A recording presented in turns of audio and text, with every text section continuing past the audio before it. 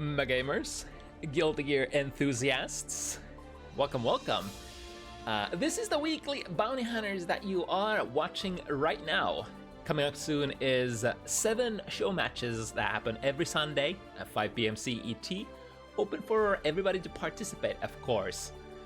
The name of the game is Guilty Gear Strive, as per usual, and the format is first to 7 wins, that other popular way to play fighting games, other than double elimination brackets. I'm your usual host, QK, and how about without any further distractions, we start browsing through our spectacles of the evening.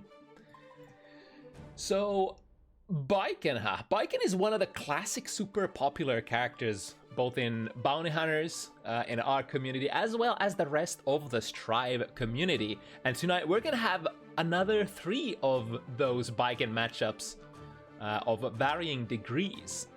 2 Kai matchups as well, which is cool. Kai has always been sort of a solid and never really a bad character in just about any Guilty Gear game, but sometimes might get overshadowed by the stronger portion of the cast, depending on the patch and the current meta. We've also got a couple of rare ones, as another Dizzy and Bedman matches are also on the menu tonight. But who's playing? Right from the get-go, we got an interesting one. In the slot number 1, we've got one of our 4 newcomers of the evening making their debuts tonight. First of them being Podut Dizzy. The matchup in question will be a friendly one, as our Turkish warriors will clash in the opening act. And I think at least, was it one of them, if not both of them, wanted to play one another. Toprak is, of course, known for having played to their debut match already recently as Slayer, and very successfully at that. But tonight we'll be rocking that Johnny, the meta man himself, if you will. Moving on to the second matchup slot, we've got siniswack, formerly known as Lagboy, in the trademark Baiken pick, looking to clash with Nexus Chip, who also recently got a couple of back-to-back entry matches on Bounty Hunters. Matchup-wise, compared to what will be later tonight, in this matchup you will probably, or rather, I guess Baiken won't get zoned out that much compared to the Kisk boys, but Chip poses a sort of different sort of difficulties when it comes to getting your game started against him. Whiffing is of course a risky proposal, but at least the ninja will be coming to you one way or another, usually in his own terms or his in a way that is advantageous to Chip. But I mean, you're also a very defensively unique character, so Baiken definitely has tools for that. Oh yeah, and big thanks to Nex also, who took this match on a really short notice, as the previous contender had to bail out yesterday. In the third slot, 11th Baiken, catching our second newcomer of the evening, Agrestige Bedman. 2 characters capable of playing the long-range game for sure, but eventually hoping to, both are sort of wanting to revolve into a set play and or pressure-oriented gameplay. On a successful knockdown, Pridget will usually be a little bit more mix-up oriented, whereas Bedman will usually rely on that good old Strive guard crush loop gameplay. If able to get the machine started, of course. It usually takes a little bit because you have to hunt for that successful deja vu at a critical moment. Fourth slot brings us Sin versus Baiken action. Sid, a very passionate and active Strive player, never seen before, making her first appearance on Bounty Hunters tonight. And we'll fight Lussu, who's also a rather recent addition to our roster as well. From this point on, our Baikens will have to fight the Kisk family, which means there are potential difficulties on the horizon for getting outranged at neutral, especially versus Sin here. because, you know, while Baiken has some long-range tools, she's not really known for her neutral, more for her ability to play set play and get the mix-ups in and big damage out of those opportunities. So, ergo, you have to get in. The other side of the Kisk family show of neutraling will come in the form of Baiken versus Kai in the 5th slot match, where one of the OGs, Nuggies, will take on another regular Jungie. And the pace of this match certainly doesn't slow down there, as moving to the 6th slot, we've got perhaps the highest profile fight of the evening in the form of FABZ Jacko versus Spades Ungie. Of course, the story of the Ungie matchup usually sings stories of Ungie not being very easily to be shut down by zoning, basically by any character in the game, as long as the characters in question use strikes to zone you. The deal is a little different with Jacko, who mainly controls the screen with projectiles, a means that is slightly harder to deal with for Ungie compared to strikes, since often dancing into a projectile doesn't really guarantee you a punish, might even put you at a frame disadvantage, which is rather odd for such a comitative RPS tool. So Spades will have to work his way into Jacko's guard to find those big grand openings. And then we're finishing the evening with Pokey driving a side character into the field of combat here, taking Johnny for a spin against our 4th and last newcomer of the evening. And that would be Mr. Young Kai. Two traditionally pretty strong neutral characters here. I've actually been longing to see more Kai versus Johnny action, because Kai traditionally is kind of hard to outrange with pokes, since he always has the projectile angle to rely on, whereas Johnny usually just straight up relies on having more range than you, and a lot of threatening tools for if you just stay out there and don't engage in those neutral situations. But since we're getting close to the go time, let's circle back to our first matchup of the evening, which would be the Turkish players here, Toprak and Podut. Sorry if I'm pronouncing that right, wrong even. Sorry if I'm pronouncing that right. That would be a tragedy, wouldn't it? So let's give Toprak and Podut a runt.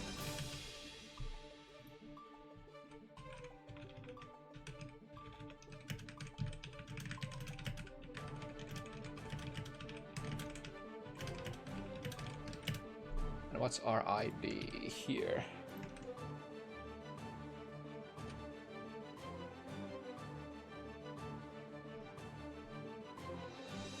Yeah, Dizzy. One of the rarer characters. Dizzy still inhabits sort of a place in the Guilty Gear Strive DLC cycle where she's still looking for the initial patches. This has been the case for many a DLC characters so far in the history of Guilty Gear Strive. You know, characters like Testament, Sin, even Goat Louis was kind of a lackluster at the start. We got a lot of examples like that where the characters really came to sort of inhabit the same place that other characters did as well in the current sort of meta power level. And this is waiting for her first initial content patches, or rather battle change patches still, which, you know, are expected to fix some of her biggest, I guess, quality of life problems. It's usually like very critical quality of life problems that need to be fixed for the characters to, first of all, be comfortable and fun to play. God forbid, Season 2 Sin in the release format was kind of outrageous. The character that I have sort of most experience with the DLC cycle.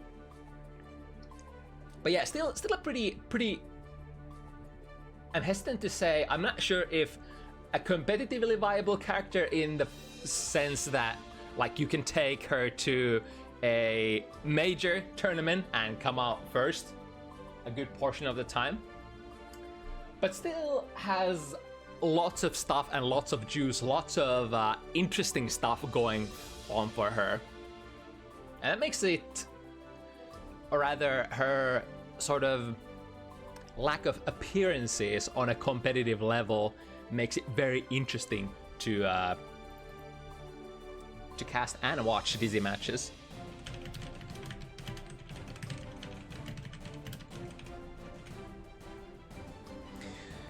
But the opponent today will be the meta man, which is Johnny, one of the highest ranked characters currently by the community, if tier lists are to be believed.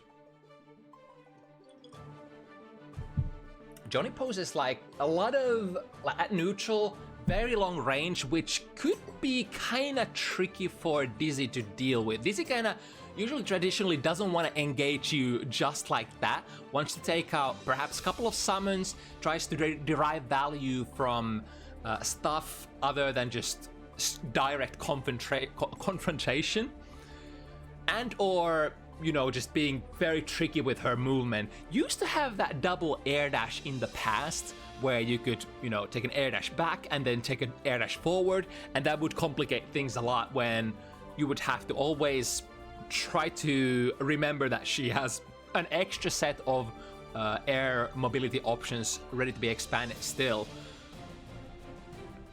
But that kind of trajectory has been taken out for Strive, now in line with the rest of the cast, having the same air mobility options as the rest of them.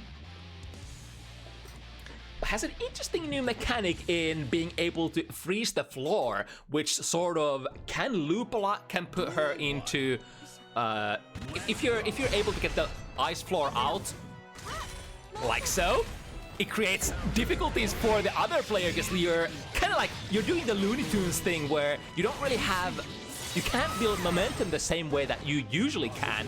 I wonder if that's you know, much less of a problem for step dash characters such as Johnny, which we saw there at the start of the round. Ooh, big counter hit and an immediate burst covered by the RC by Toprak, and a super will be super close to finishing. This is Dizzy after all. No, the weaker super here, Joker trick, doesn't quite do the trick. Utilizing the floor again, and then just sliding forward in that Mistfinder stance. That's kind of cool. You can set a little bit of momentum moving forward, take the stance, and then release it as you get in the range. And the range of that thing is pretty massive. As long as you don't whiff, it's very unlikely that you're gonna get whiff punished either. Sorry, you're not gonna get punished either, because that thing is, even though minus 15 at very long range. Ooh, speaking of long range, wasn't quite able to punish the ice pillar. The card collides with the fish there. Not doing much still, with the last bits of tension. Positive bonus. Able to build up to 75. This won't kill. We'll go into the next stream with a positive bonus again, and Toprak could build that 50 tension really fast. Podut, of course, understands that. Immediate YRC in order to break that loop. Oh my god, look at the movement speed. 2 dashes forward, usually borderline unreactable on the first, or rather is basically unreactable on the first dash. And then the second dash, you can kinda start doing something about it if you reacted to the first one, but it is so fast. As is evident here, Toprak doing a couple of dashes forward, grabbing Dizzy by the collar, and finishing the round.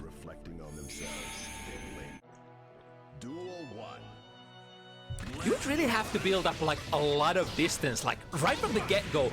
The range of that bar slash, for instance, preventing Podut from able to, you know, unleash anything like very relevant. Big counter hit there, immediate burst. Ooh, look at that, the clean, immediate TK air throw, if you will. Oh, but that was a big win. Chose to use the long range version of the fire pillar, or rather, sorry, the ice pillar. Dizzy can use 2 different versions, either pillar right in front of them, or then go for a long range one, which, you know, I guess Jungie will be able to dance through pretty fast if you don't pick the right version for the occasion. Again, breaking with a Joker trick, but it's very minimal damage. 50 meter here to defend for Podut. Just goes for an Ensenga. I wonder what the option was there. Podut perhaps wanted to go for a reversal super or something, but just didn't get it out. Big trade here. The initial Michael Sword does quite a lot of damage, but Toprak taking back that momentum from the guard crush.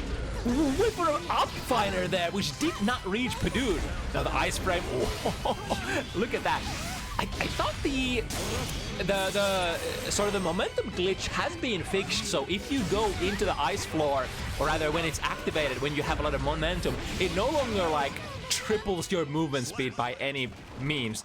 But I guess you can still maintain your normal momentum if you got it going on as the ice floor activates, which sort of was how Toprak was able to cover the distance so fast. It almost feels like the ice floor is not doing much against a character like this.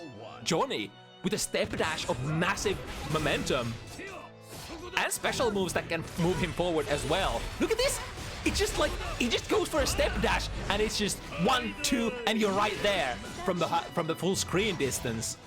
Wait, was that a burst that Podut did there?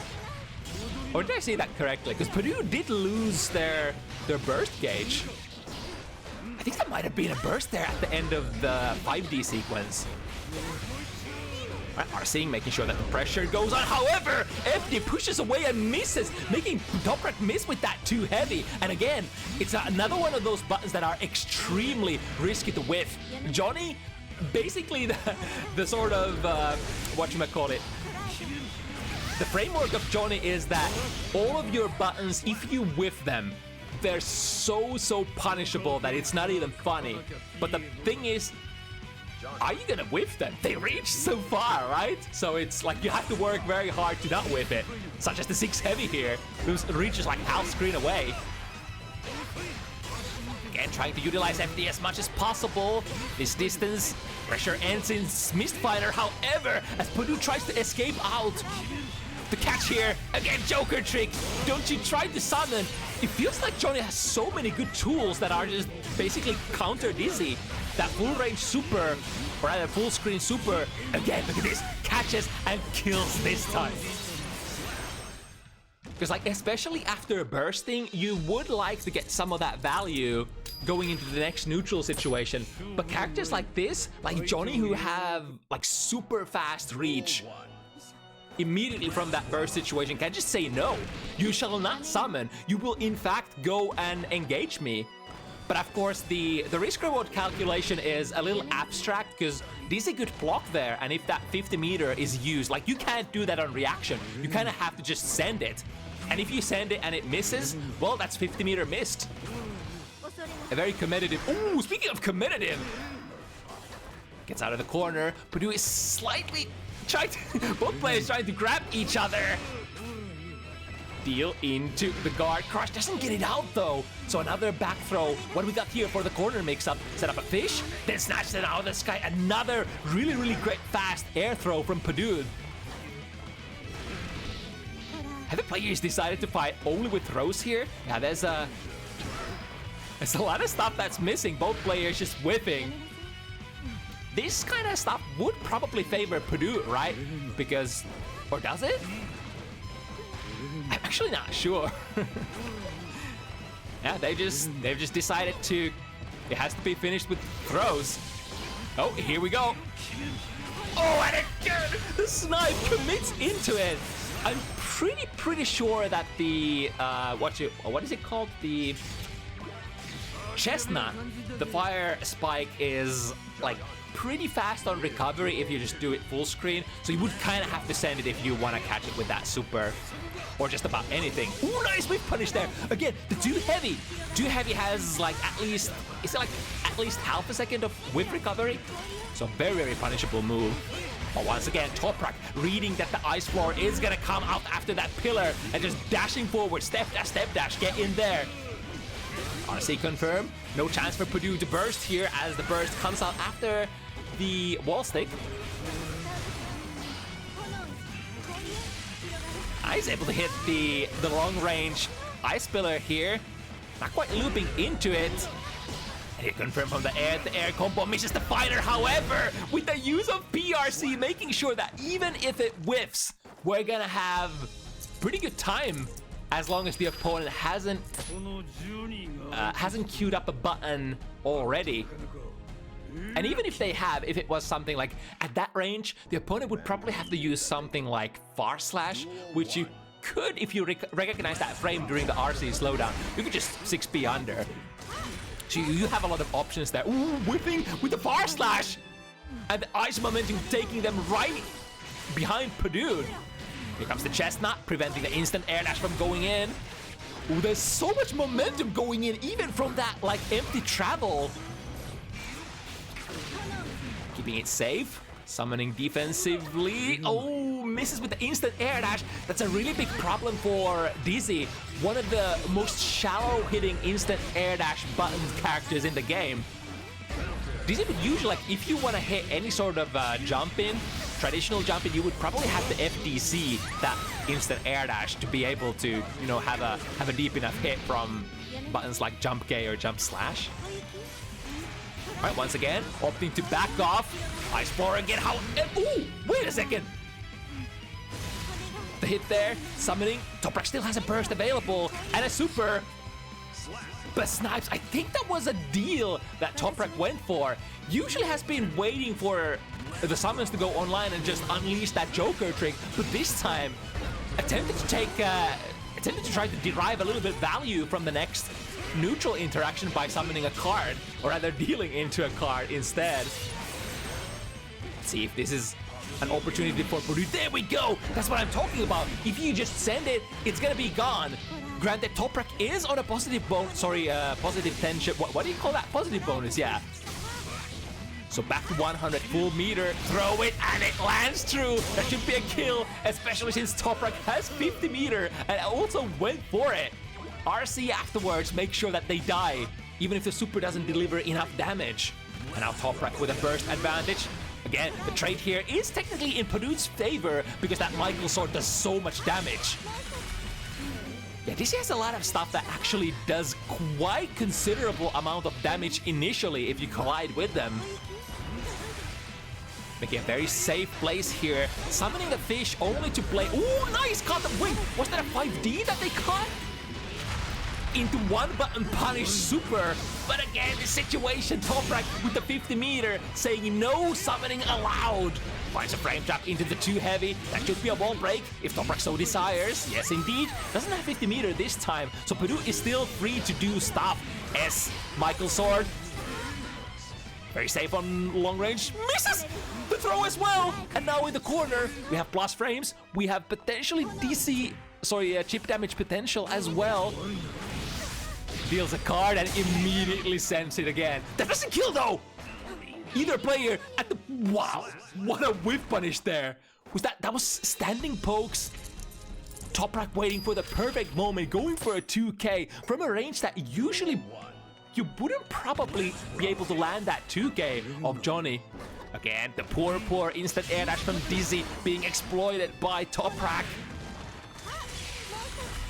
Yeah, it's much more of a grounded type of game that Dizzy does play in Guilty Gear Strive. Very strange considering that she's been one of the strongest aerial characters in the past with her, you know, plethora of unique air mobility options and amazing air-to-air buttons, which are kinda not there in this game, surprisingly.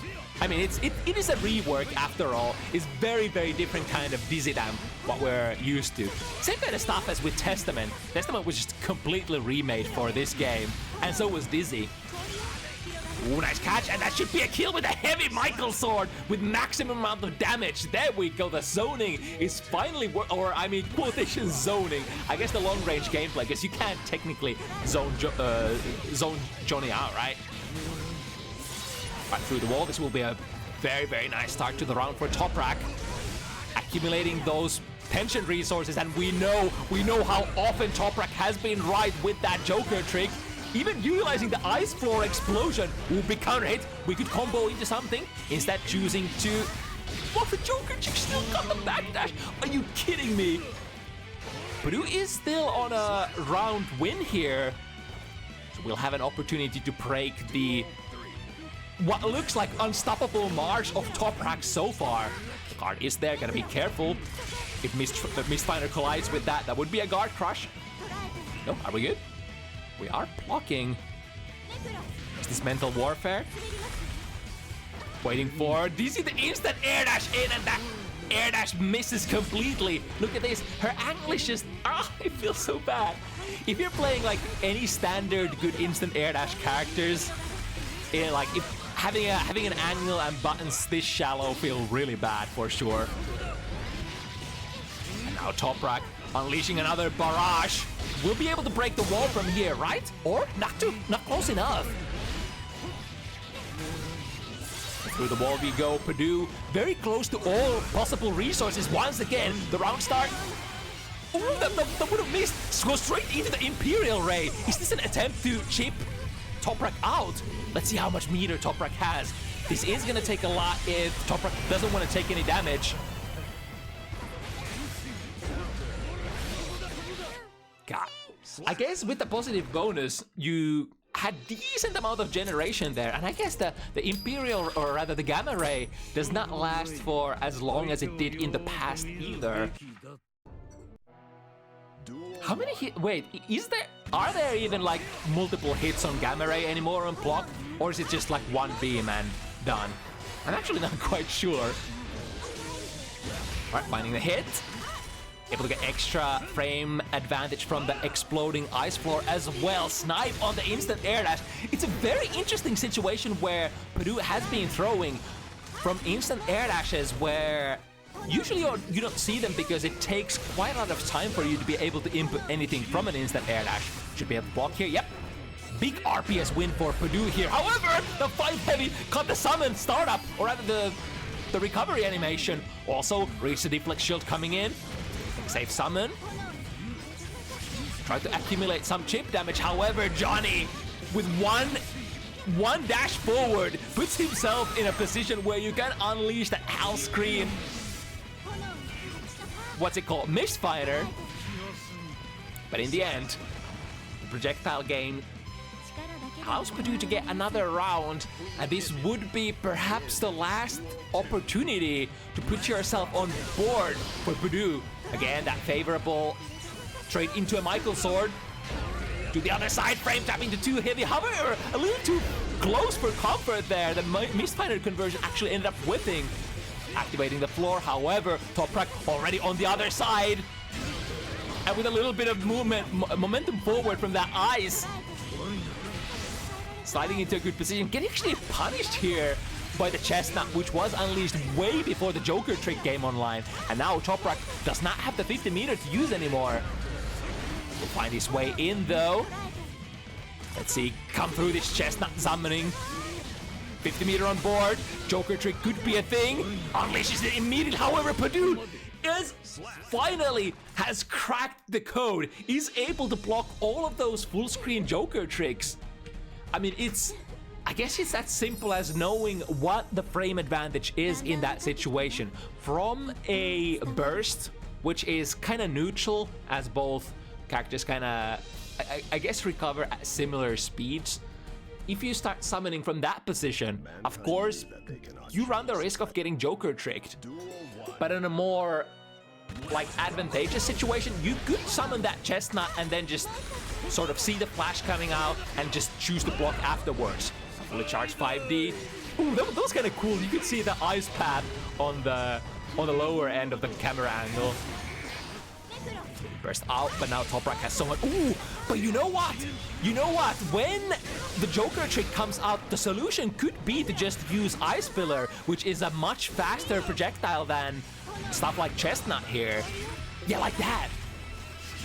Assume the stance, gets hit, gets utility from the exploding ice floor as well, which is funny because not only Dizzy gets to utilize it, your opponent gets to do that as well. Which is arguably, I wonder if changing that would make Dizzy more viable. I mean, it's really fun for your opponent when you can utilize that thing as well, but it's kind of not funny for Dizzy, that's for sure. I mean, arguably you don't get that much value from it, unless you have something that really aligns with how that tool works. Like Dizzy's game plan, getting that extra frame advantage from the ice floor explosion allows you to set up another ice floor and loop the situation. So her game plan kind of favors getting just a little bit extra. And the finisher? No, not a super here. So Toprak is still alive, doesn't have 50 yet, and a whiff punish with the S! Michael Sword! The extended wall break distance here from or rather round start distance here from the wall break, making sure that the bar slash is actually gonna whiff. But now Toprak still hunting for that set win, 6-1. Taking this win here would end it. Oh, missing the 2 heavy, however, no whiff punish. The chestnut is not finished in terms of the animation here, so Joker Trick once again does the work that it's meant to do. Misses the combo, maybe a little shakes at the end there. No, the chestnut does not go active, and that means, no, never mind, that does not mean that set is over yet until the instant air dash straight into the throw. That has been one of the bane sequences of Podut. Instant air dashing forward, either not pressing any buttons, or even if you were to press any buttons, you can't reach a crouching opponent. Like your instant air dash buttons naturally are so pathetic that you can't even hope to reach somebody who's crouching down. You would have to FDC if you want to do that. And that's a whole set of inputs there. But Podut not going down without a fight for sure against Toprak, who basically puts on a showcase how much Johnny can actually do against a lot of the stuff that Dizzy would like to set up. That step dash, very powerful. That Joker trick, also very powerful way to force RPS and make Dizzy sort of hesitate on those situations where you're full screen. And if you can't utilize your full screen presence as Dizzy, then what do you have? That's kind of what she wants to start with, usually. Alright, moving into the next one, siniswack. Wouldn't it have been super funny if we found a Sin opponent for siniswack?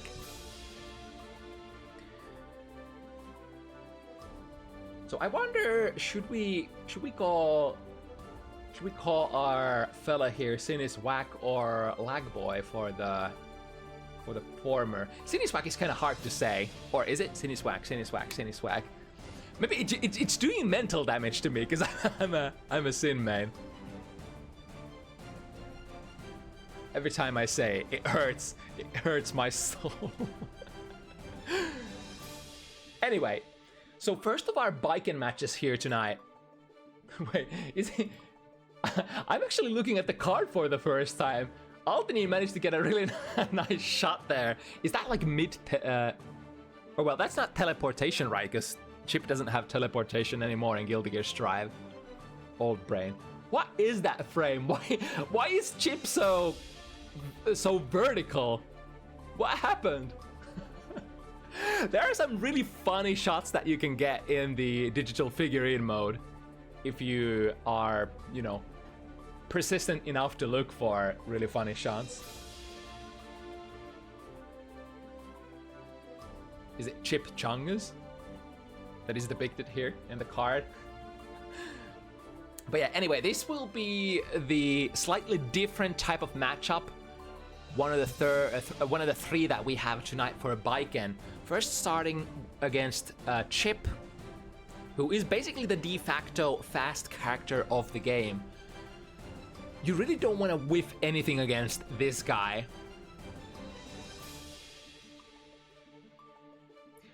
But on the other hand, like, Chip kind of has to come to your active range as well. The problem with what we're facing later this evening against the Kisk family is that they have much longer range than what you're working with as Biken. Against Chip, though, the range is rather similar-ish. The advantage that Chip is working with, though, at neutral is the movement speed.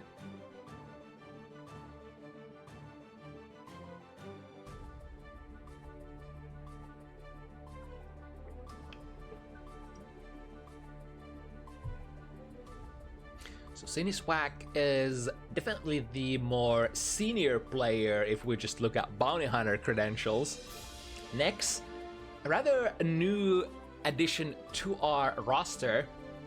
Made their had their debut match, I think, a couple of weeks ago, if I'm not mistaken. Oh, actually, Next was the player who had a couple of not just one, but 2 back-to-back matches.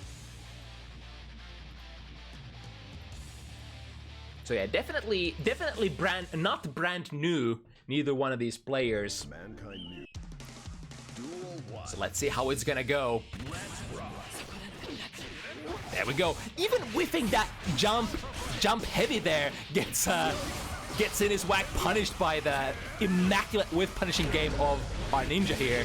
But here we go. Air-to-air hits are some of the bread and butter that Baiken has. Probably the most beloved hits that you could land ever. Get like a jump slash, jump heavy counter hit, and oh boy, you're probably rejoicing for not having to play the neutral. Because neutral for Baiken, not the most fun thing. You're pretty good at defense because you have your parry. Here we go. Speaking of the devil, frame 1 reversal parry that you can now also in season 4 do from block stun, which will make it basically a red parry if you're a Third Strike fan. Did they actually have red parry in games before Third Strike? I'm not sure. Anyway, blast from the past. Through the wall we go. Taking out the... Ooh, nice! I was almost able to combo into the tightrope sequence as well, which would have been a lot of damage. It's kind of like your biggest damage combo routes this patch. Taking it out, left, right, landing to the right side, and he's able to block it successfully again, and jumps out from the cross-up, but then another cross-up in the form of instant air dash jump slash. There are so many left rights, not only on Oki against Chip, but also at neutral. Here we go, taking it out again with side to jump 2K. So tricky to block, and even if you block it, it's so tricky to, you know, do anything against. And now next, drifting forward. Ooh, siniswack tried to go for the throw, which is the saving play against if the opponent tries to air throw you. The DP gets completely disjointed here by the Escabari, and then reversal super wham bam lands into the full sequence. Lots of damage, especially on Chip. But now next, look at how much meter next has. Looking for that whip punish. The instant air dash coming. Ooh, misses the throw. That would have been a kill. And now the RC into the tightrope. Don't miss it. Ooh, it missed it last hit. Could still be anybody's game. siniswack ain't gonna do much with that burst. Gets value out of it nonetheless. But then, the beloved jump 2K. When in doubt, go for the move that usually does not convert into big damage, but is so hard to deal with. Understandable. I would rely on that as well if I was a Chip player.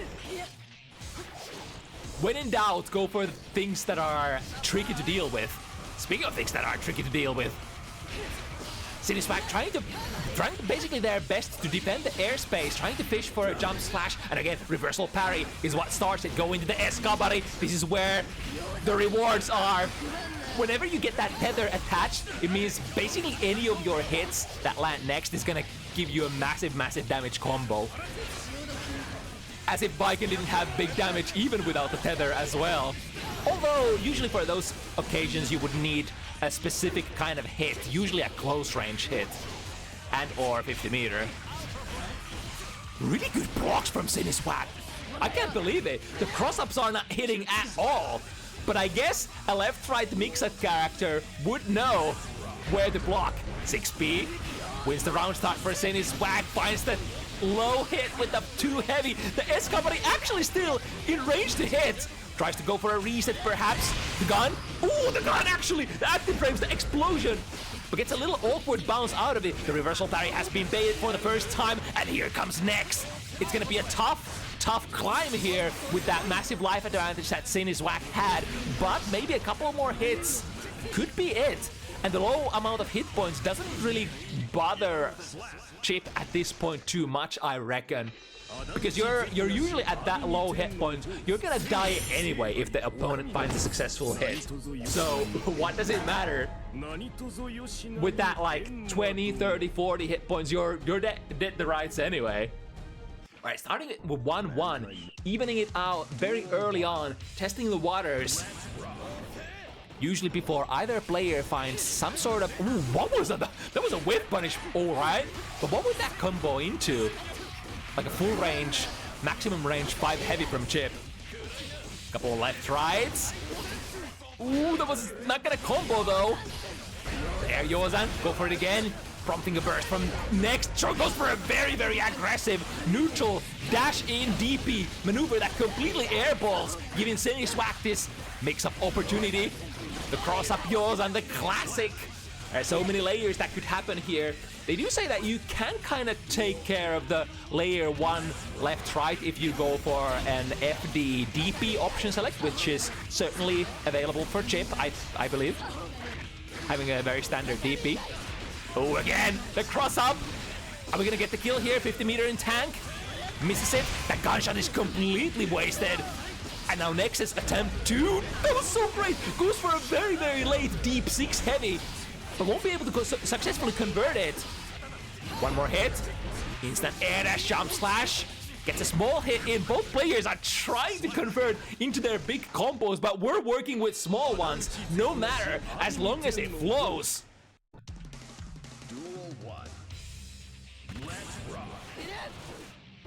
And sometimes in the heat of the moment, those, you know, when tensions are high, ooh, that was a really, really good 6P. That could have been on a cross-up side as well. Gonna catch on the Escabari. Sees the burst coming in as well. And now the tether pulling Chip backwards. There is no escape. You can't utilize that mobility anymore, or kinda you can attempt to, but it's no use because the tether will eventually pull you back to Baiken. So technically there is no escape. Cleaving the air space with the Yozan. Oh, wakes up with a Rekka? Was that a misinput on SDP? I'm pretty sure. Or I mean, in this game you don't have anything but SDP because... Right? Or do you? Wait. I'm pretty sure heavy DP is only an exert thing, right? Right, through the wall. Attach the Escabari into a strike throw situation, and because the rope is attached, we can combo here. Couple of really, really fast games here for siniswack. Going into 1-1 first, and then it was like 20 seconds, 30 seconds, and we're already 3-1. But that's the kind of way that this matchup can revolve. Because Baiken has, from certain hits, has so much firepower, and Chip, one of the characters that bleeds perhaps the most in the game. So there is definitely potential for some really fast rounds if you have good reach as Baiken. Right, taking a little breather here before jumping in again.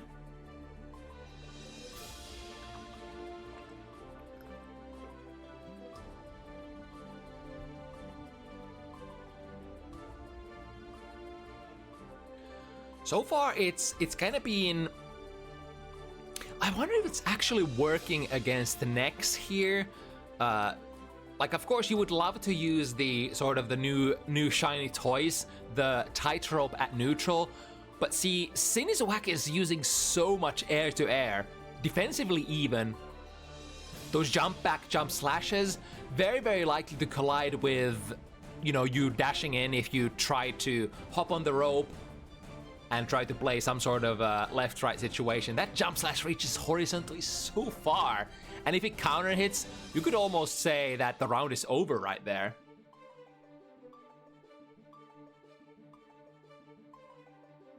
So it can be very, very risky for... It's surprising to say, but like quite risky for Chip to take air in this matchup.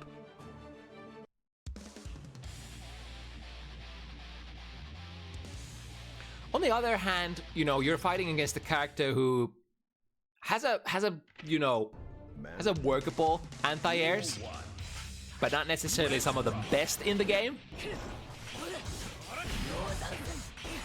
We're getting maybe plus frames from that Yozan. And now the pressure colliding with the tatami mat. However, Nex is out of there. And an immediate... That wasn't even a hard knockdown. siniswack actually queuing up the reversal parry just like that from a standing position. But now Nex has the very, very important 50 meters. So if we get the hits, we could break the wall with the Kara Super. Misses the meaty timing, which Nex does exploit. Are we gonna go to the other side? Yeah, full corner carry. I'm not sure if wall break is available from that range. Generally, no. But the tightrope is such a new tool that I wouldn't put it past Chip to be able to just break with that combo route from basically full screen away. Alright, the far slash catches whatever siniswack was trying to do. Maybe a TK Yozan there on the round start. Reversal parry works again. That's so much damage as well. Even the backdash does not get Nex out of that situation if you want to attach the S-Kabari afterwards. You would probably have to delay that backdash a little bit more because the S-Kabari is very slow to start up. So it can actually catch you on the recovery frames. With the whip punishes, however, siniswack staying very mobile and playing all sorts of angles as well. The gun comes out, doesn't find purchase. Ooh, and then is this on my side or the player's side? Might have been on the player's side since we're still back in the lobby. Ooh, that's very, very unfortunate. But yeah, that's exactly what I was talking about when it comes to biking and jump slash. It is a very, very lucrative way to defend your airspace. If that counter hits, you're gonna go into some pretty decent combo. Although, I wonder, there is definitely a difference between like instant air dash forward jump slash counter hit and neutral jump slash counter hit compared to trajectories where you're moving backwards.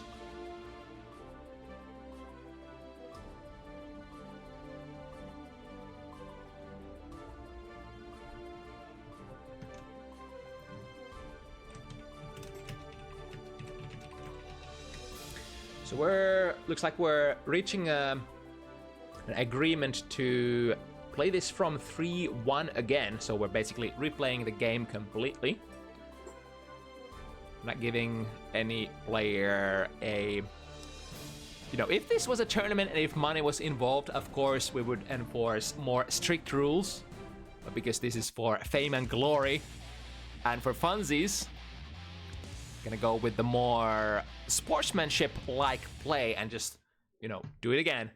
Because these things are unavoidable sometimes when internet play is, you know, concerned.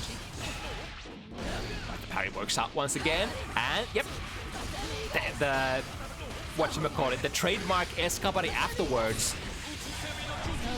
Oh, but this timing on the burst is really great. That will take half of siniswack's meter resources away. Good 6P again.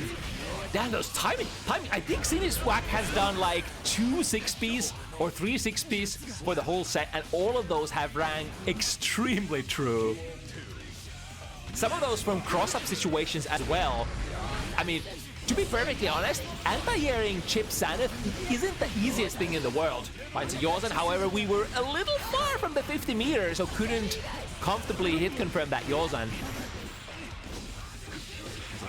The DP also going unpunished, tries to parry here. However, the option slightly delayed. Misses the wall glimpse. Nex has a lot of meter here. Yep, we're kind of waiting for this. When would Nex be in the position with that 50 meter available for that Karabanki Messai? That is so... Yeah, and again, it's the signature move of Chip.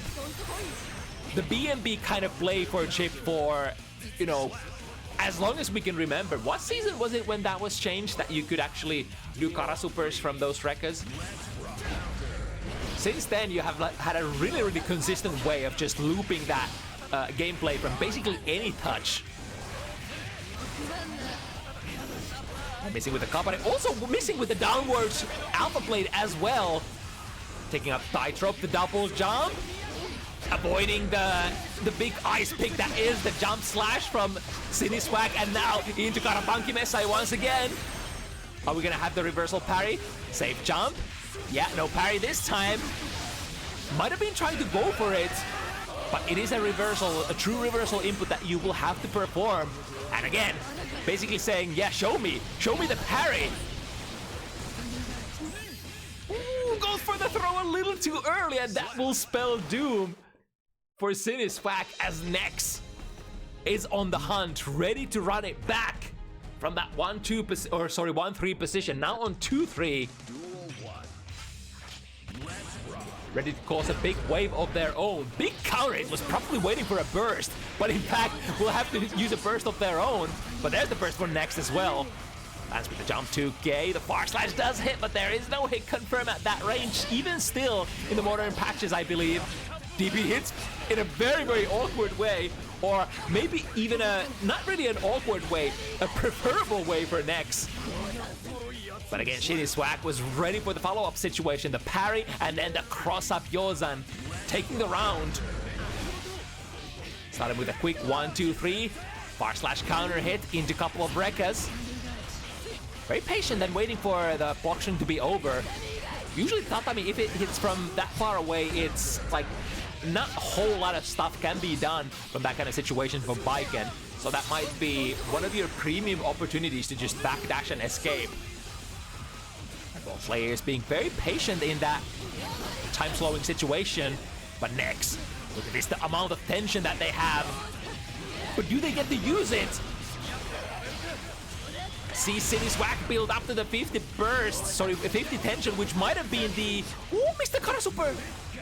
Still with the pressure though, and they should kill until Siniswack chooses to actually go for the burst. The DP is punished, and then, oh, the G6 heavy, not enough damage. +10 into a throw. Oh my god, what a round. There was a lot of clutch decision making there. Siniswack was banking on that OTG6 heavy afterwards being enough damage, but no, literally just a couple of pixels left, allowing Nex to take it back. But now on the next round, it's gonna be a lot. 1, 2, 3. Nex is still alive with those Japanese guts, but for how long? Full burst on deck. It's really unfortunate because, like, if the S-Kabari actually hits, or God forbid, counter hits, you have to delay your, oh, nice jump D. You couldn't even see it because the angle was so high from where Nex was coming from that they basically, the jump 2K fell straight into the active hitbox of that jump D. Which is, from Baiken's repertoire, I think the most disjointed and the most far-reaching air-to-air horizontal reach move. The problem, of course, is if you miss with that, it's kinda clunky and awkward.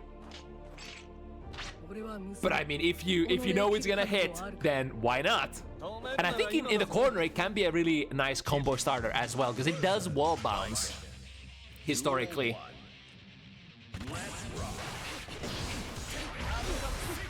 Spending Wild Assault from the right, from the get-go, get things started. Loop the pressure. Unless you cancel into the clone, Chip doesn't really necessarily have a lot of pressure enders that can be just straight up plus. But he's tricky in the way. Ooh, was able to backdash out of the Escapade this time. I think the solution must be the timing of the backdash. Well, the overhead, got the meter, still got the meter if we get the hit. Yeah, and a Karabanki doesn't quite come out. I think already, like, it's playing a Kara Super character myself, I understand how annoying it is actually to input Kara Supers in that situation. If you're for example trying to go for Rekka 2 into Kara Super, but you already queued up like the third Rekka, and then you would have to mash the new Kara Super really fast. It's kind of awkward sometimes to input there. Right, and the Escapade, yep. This time, just lets it rock. Not taking a chance with the timing of the backdash. Meter for meter. Here we go. Tether is still attached for a couple of frames. Here we go. It comes up. Immediate burst from Siniswack. But now, this could be dangerous. Nex has an opportunity to end it right here. Wish we had meter. For unless some of your hit conditions are not fulfilled, you can't actually go into that last Rekka. That should be a kill. No, no, that's actually gonna be a reversal. And we get out. Is that a kill? Last hit. Japanese Guts are not saving Nex here. Unfortunately, living with a prayer. Fire Slash once again. Very workable Old Faithful tool there at the round start. Has been catching, like, what is that sequence that they keep catching from the siniswack? Is that round start Yozan? I think that's round start Yozan, considering that it's counter hitting every single time. Last opportunity, maybe the burst. We have 50 meter. We can do the old route. Don't have to go for the Kara Super, just milk out the damage as much as possible. And now, are we looping? Is the big question. Can siniswack get out of this? Bounce low. Yep, that would have been a Kara Super. siniswack knows. The 5B. It has been 6B before, but that 5B works out just as well. We got a couple of plus frames here. Hoping to gain some... Ooh, went for a really, really risky one there, but not quite getting punished. But in the follow-up situation, finding a Far Slash, siniswack running away with the lead again. This is considerable amount of momentum going for our Baiken player. It's down to the wire in almost every single round here.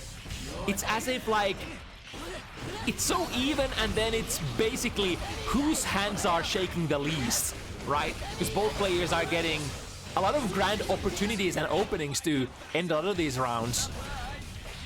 Oh, interesting. The downwards alpha didn't actually get clipped by the jump D from Baiken this time.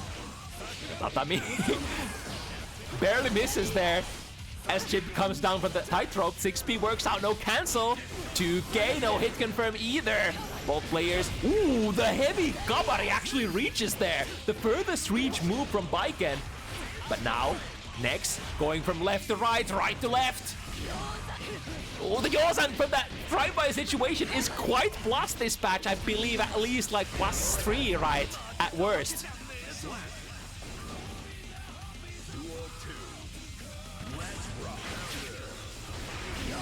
Yeah, even I think is Chip's Far Slash also a 9-framer? I forgot.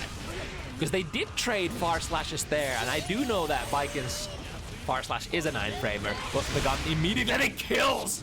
Man, it just kills! Basically, a tool that says, like, if you are passive here, if you try to jump back, if you try to, especially if you try to backdash, you're gonna get caught back big time. But if the opponent would go for, like, a fast button at round start, or approach you, you might get this, not get the same value that hoping for. DP wins against the TK Yozan. The Yozan must have been very early, because I'm pretty sure that Rekka 1 does not low profile. I think that was meant to be like a DP, but I mean sometimes in the heat of the moment, if you get a 2-3-6 instead of 6-2-3, it can turn into a Hado input instead. Right, dropping the combo at the edge of the corner, and the whip managed to come down frames. One good hit here would be good, because that will, oh no, misses the Kara cancel super. And again, next couple of very minuscule execution errors here that might lead into opportunities for the opponent to run it back, but not this time. We are still in a really tricky situation, because this is technically siniswack on a set point. So next we'll have to play it perfectly. Got the wall break. And the positive bonus, half of the opponent's life is gone. Approaching from that tricky air angle with the double jump. Ooh, that's gonna be a big punish. See your biggest punish combo here. God, that's a lot of damage at the super. The mistake that you have to pay for if you miss a DP. 70%, just like that, down the drain. And now, one more hit could be it. We can combo here, 2K. Yep, we'll have the burst. That would have been a kill. Plus frames out of the gun to the other side, and you get crossed up from the plus frames. If you're plus, there is always a chance, or like if you're plus or you have a jump cancel opportunity, there is also always an opportunity for the Yozen to come out. Could come out as an instant overhead or perhaps a tricky cross up. That will let siniswack run away with the set 7-2, but a huge thanks again for Nex for picking up this matchup on such a short notice, as it was initially looking like it was gonna fall through. We got to play it after all, and Baiken will prevail in the first of Baiken matches tonight. We'll see if it's gonna be like that till the very end.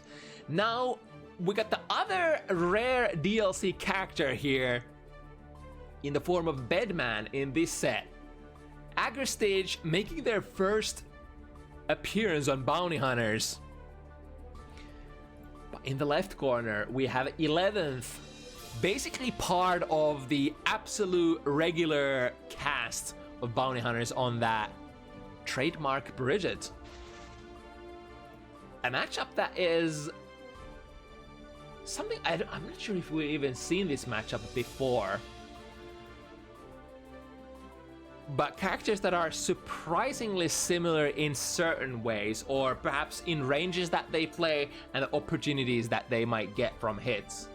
I think Bridget is a little less hard hitting, but perhaps maybe a little more consistent with those opportunities that she gets.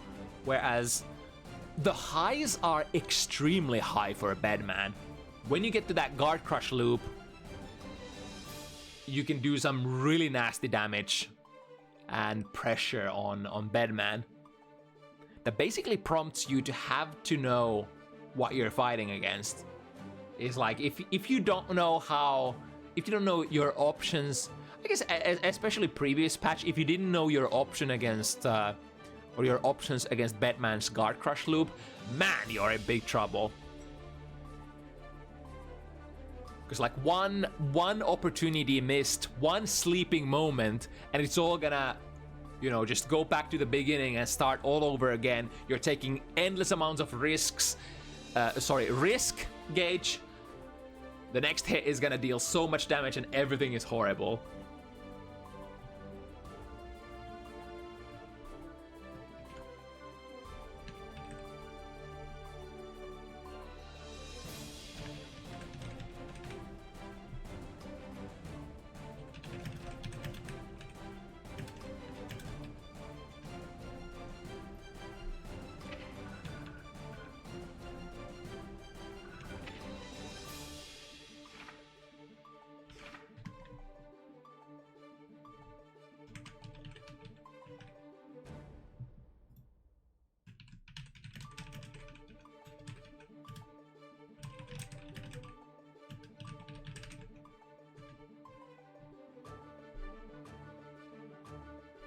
Alright, we got players ready to go. Just looking to vacate the playing premises. I guess we can move on to the other cabinet as well. Okay, never mind. There we go. We got it all settled as 11th and Agrestige are priming up to show what's what in the third matchup of the evening. Always fun to see more Bedman play. Always fun to see the characters that are slightly more rare. Or medium rare, huh. I guess Bedman has historically always been that kind of character that only chosen few have chosen to sort of pilot for basically the rest of their life. It's usually like, if you meet a Bedman player, they're like, yeah, I'm maining this character, and I'm maining this character till the very bitter end. They cannot change society. It's a very dedicated kind of player usually, because the character is quite strange, no matter which Guilty Gear game we're talking about. And that kind of strangeness, that kind of uniqueness, that kind of way of doing things like no other fighting game character really does, can be a turnoff for players who just want to utilize their you know, hardcore fundamentals, their Shoto play fundamentals. Ooh, what a punish there! Missing with a attempt to go for an instant jump slash there. Agrestige immediately goes for air to air. But now in the follow-up situation, we are already in that situation where Bridget loves to be. Pressuring the opponent, looping, you know, mix-ups, looping the blender. When the bomb hit, Deja Vu is actually gonna recover fast enough into a back throw. We have DP opportunity, really important tool. Even if Bridget doesn't have the best one in the game, it's always super helpful to have some sort of reversal without having to spend meter. One more hit. Oh, that's straight out of that White Wild Assault into a neutral jump slash punish. That's basically the perfect counterplay, because you usually don't wanna. I mean, you can block it because White Wild Assault is of course minus in the current patches, but that sort of relies on you not doing anything. And usually in those tense last moments, you don't want to be doing nothing, right? So if you want to do something while calling out a White Wild Assault, neutral jump is one of the things that you can do. For instance, ooh, big 6 heavy into a cash out. 11 not ready to burst here. We do burst here though still on this round, even though 11 is up around, deems that we can still play, which is feasible. These are not the de facto highest damage characters. So even if you burst like with like 1/3 of your hit points, you're probably gonna live for at least another combo, right? So starting from a very nice 2 heavy counter hits, anti-air combo, 11 breaks the wall. Positive bonus is gonna bring out the juice. Ooh, I like that! Using the rolling movement as sort of like a dive kick of sorts, delaying your air momentum, making Agrestige's grounded anti-air opportunities with. But the FRC, this is extremely tension efficient, breaking the wall. However, the wall gives out a little too early. Was airborne, could have probably gone for an air super. Very nice trade for 11, and time to checkmate it. Press all the advantages, use all of your resources. At this point, we don't need that burst gauge anymore, so might as well sink that into a blue Wild Assault and reset your pressure at the best distance that you can get. Very textbook kind of resource management a la Strive. That's why having that burst at the end of the round can be super important, instead of spinning it into blue Wild Assault. Oh, speaking of Wild Assault, we're pressing through with the white kind here. A very nice sequence, kind of forcing to break the wall here without the heart knockdown, but certainly not discouraged by the wall break, the kind of wall break they had to take here, because, you know, you can still fire those spikes. And those can be a really nice thing to sort of completely outplay the strong neutral pokes that Bridget would love to play on the ground. Here's the first DP of the set. Getting 11th out of the trouble for now, but gets hit. We have the RC, and that's surely gonna kill with the Deja Vu on the back. Sorry, the error. Deja Vu. All Teds, am I right? The unique mechanic that Batman used to work with was Deja Vu, which would allow him to sort of repeat his the special moves that he played. But of course, it has changed to the error, so now you get a unique special move based on whichever special move you used last. More pressure-oriented mechanic for sure, whereas Deja Vus could be utilized for pressure, but were extremely strong for zoning as well in the past. We're gonna rock the baby, setting up the grounded pressure. Both players saying no, and then no again. A small life lead here for 11th. Falls into the White Wild Assault. I think that was actually plus there on the White Wild Assault because the VA was blocked airborne. And now has been going for that rock the baby quite a lot recently, and Agrestige finally being like, let me just jump that. Let me jump that instead. Seems good. And the bomb head, so good, completely disjointed, of course. DP won't be able to do anything about that. And we find the opening. However, the pushback is too much. With the guard crash from the bomb head again. Deflect shield, unfortunately, does not push the opponent back too much. Or rather, it only pushes your opponent back, not you. So it's a very dangerous and ambiguous defensive tool to use in the corner. I wonder if that was what Agrestige wanted to go for, or if that was just a misinput.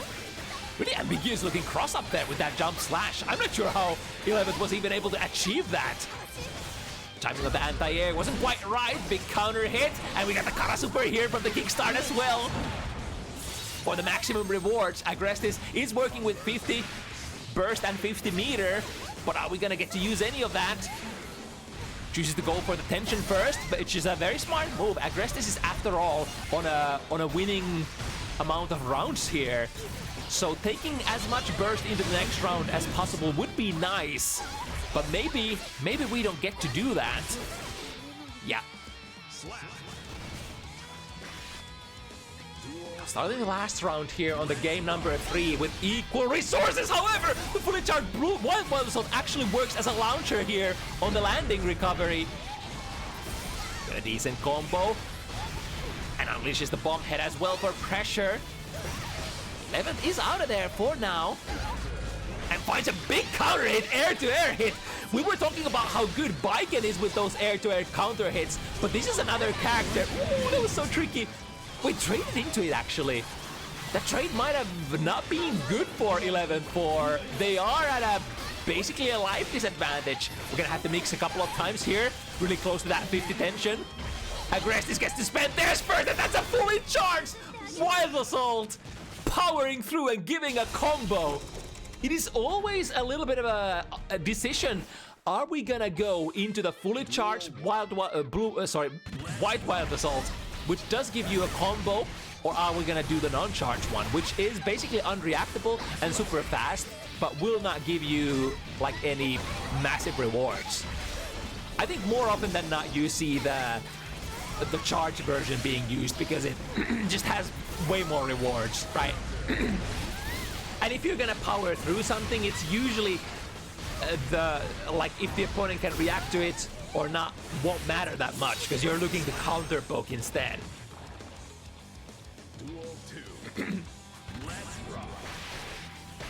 Ooh, from that air to air, that was not even a counter hit. By 11th, working the corner, good mash there. 2P, and then the cross up in the follow-up situation. Very cool. Of course, the new improved jump D for Bedman has been extremely well received by the Bedman community, giving so many more opportunities both on pressure as well as on as a combo tool. Basically jump slash and jump D both.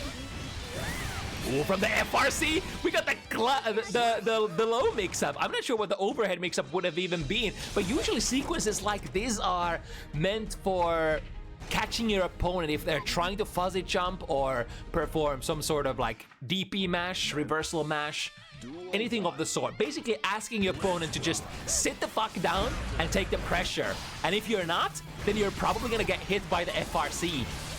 Because often enough that is gonna be an airtight low, and there is no beating airtight lows with other than just sitting down. Ooh, again, the instant air dash jump slash. One of the favorite sequences of Bridget players. Oh, but here's a jump slash from Bedman. Very horizontally far-reaching and very lucrative on hit as well. The back jump leads into pressure position. Nice neutral jump. Catches 11th coming in from the air. And back to neutral we go. We have the yo-yo set, which is gonna come back unless Bridget gets hit. Trade definitely in Agrestige's favor. Won't be able to hold the corner position. Or will we? Use the YRC and use the +10 to mix it up.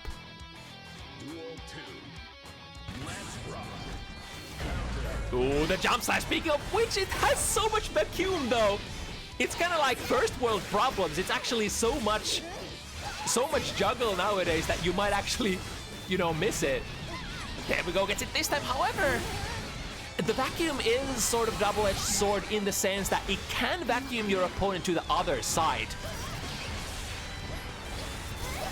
Oh, nice jump out of there.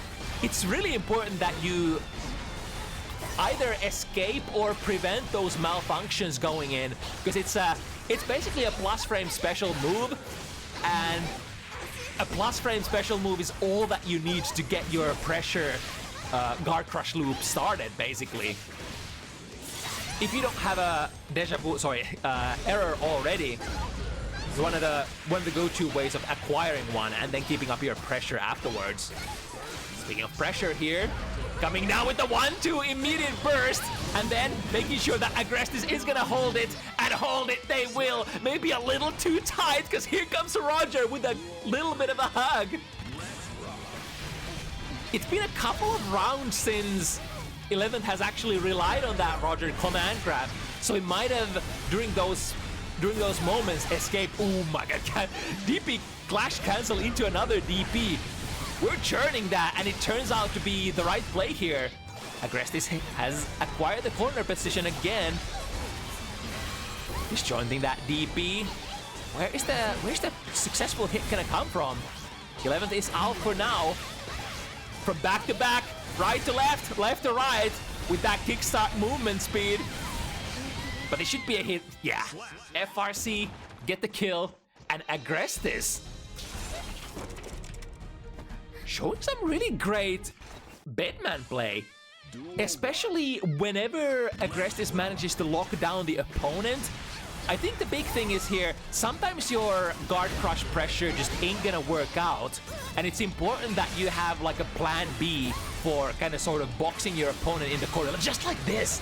Even if you don't have a free opening to the guard crush loop, you're still ready to intercept the opponent that tries to escape the corner, because they have to try to escape eventually. Nobody wants to stay in the corner against Bed Machine.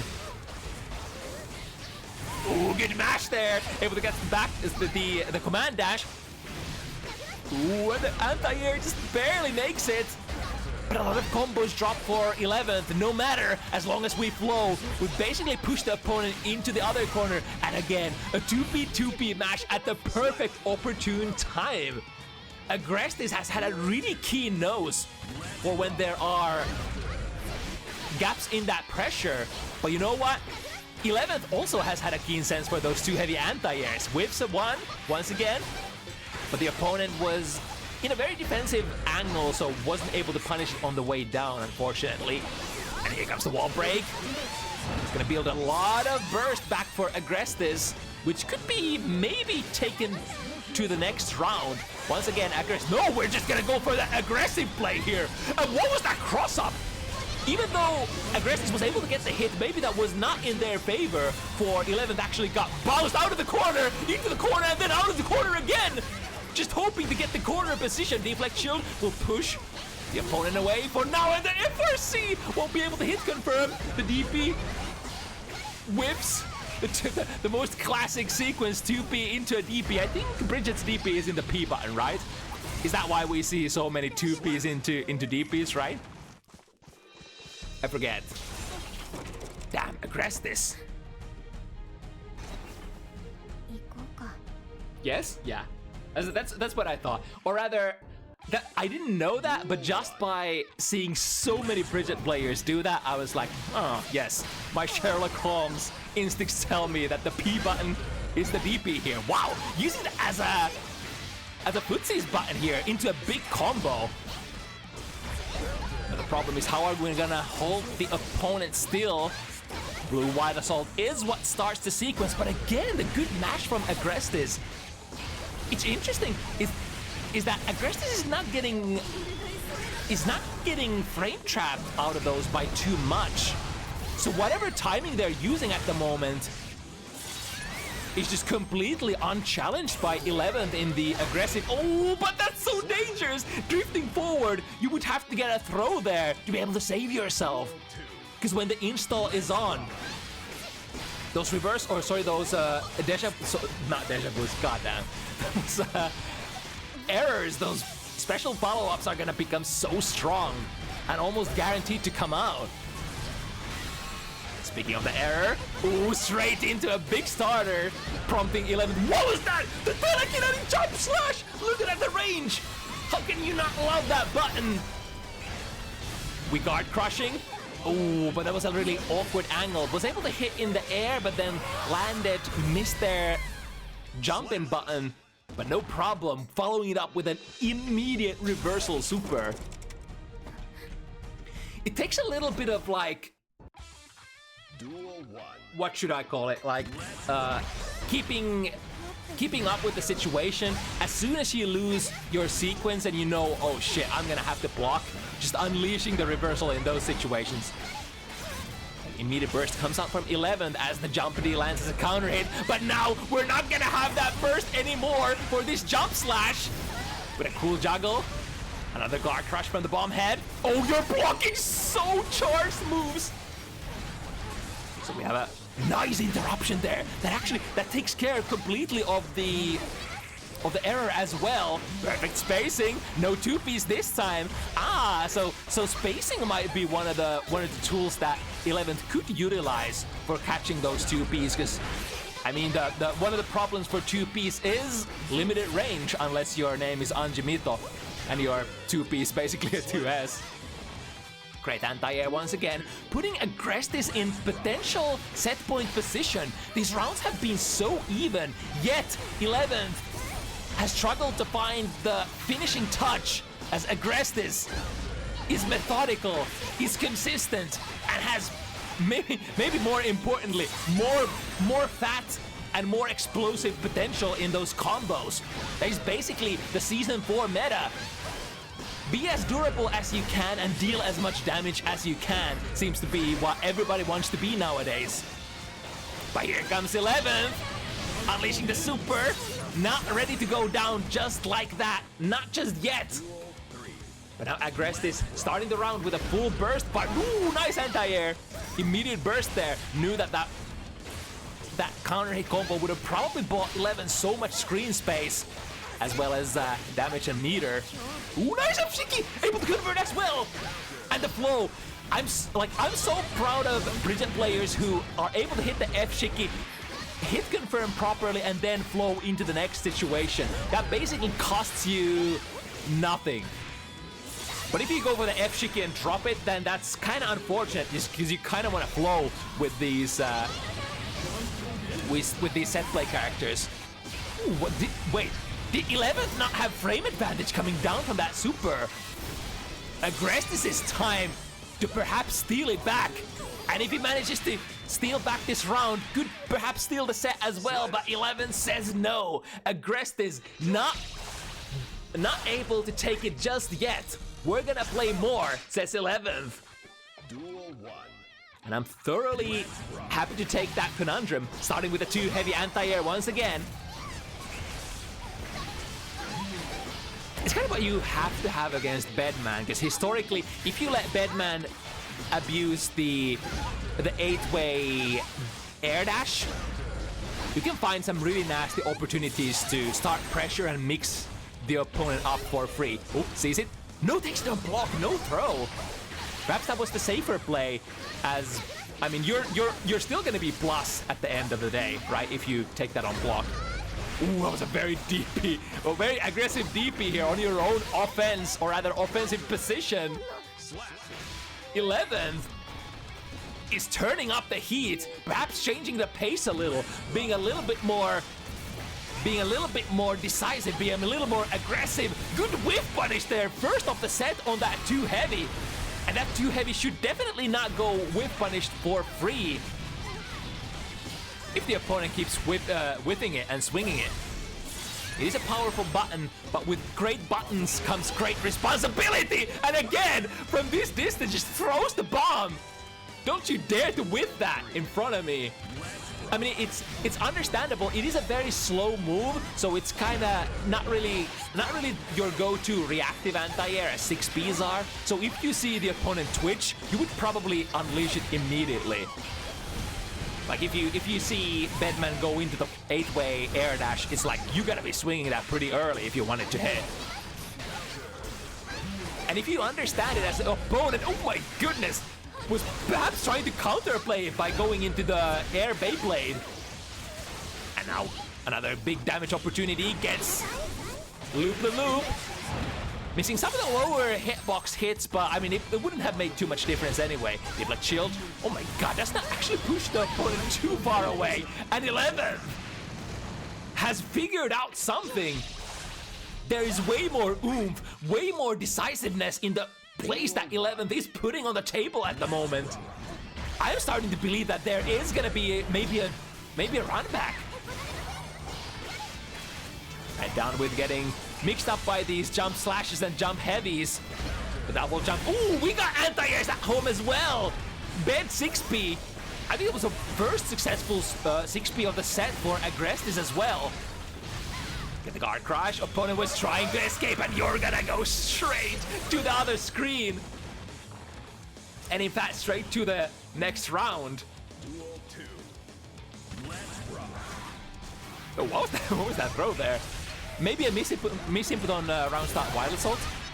Again, clashes on the first one, but the repeated inputs giving a favorable outcome on the second DP. Neutral trade. Ooh, but Kickstart is so fast at coming out. Pounces out of there. Blue Wild Assault to buy the rest of the real estate. Oh my god. We're just going coast to coast. To the other side again! Was that what did the 11th mean to do that? We basically spent like 54 Wild Assaults and 54 RCs to just go around the world, and we're still not done. YRC so that we don't have to guess for the high-low. Ooh, and Deflect Shield working Agrestige into a rather aggressive position here. Ooh, nice delay on the momentum, or rather the air momentum there to be able to evade too heavy from Bridget. And now it's gonna be your fundamentals coming through. No RC to cancel, but we have the plus frames from the follow-up. Just a far slash. That's a far slash, right? Far slash anti-air on the way down. Press it. Kill it. Agrestige takes the set 7-3. It was looking for a moment there that 11th found the fighting spirit and had some sort of secret formula to bring it back. But Agrestige said, nope. Really great showing here on Agrestige's first initial showing on Bounty Hunters, with a character no other than Bedman as well. And that was a very neutral-oriented Bedman play as well. It was very limited amount of opportunities that Agrestige did get to go into those guard crush loops or those pressure sequences in the corner, yet was able to win neutral consistently against a character that we usually consider pretty strong at neutral as well. These rare characters, they always surprise you when you don't get to see footage often enough. It's really cool. Speaking of neutral here, what do we got next?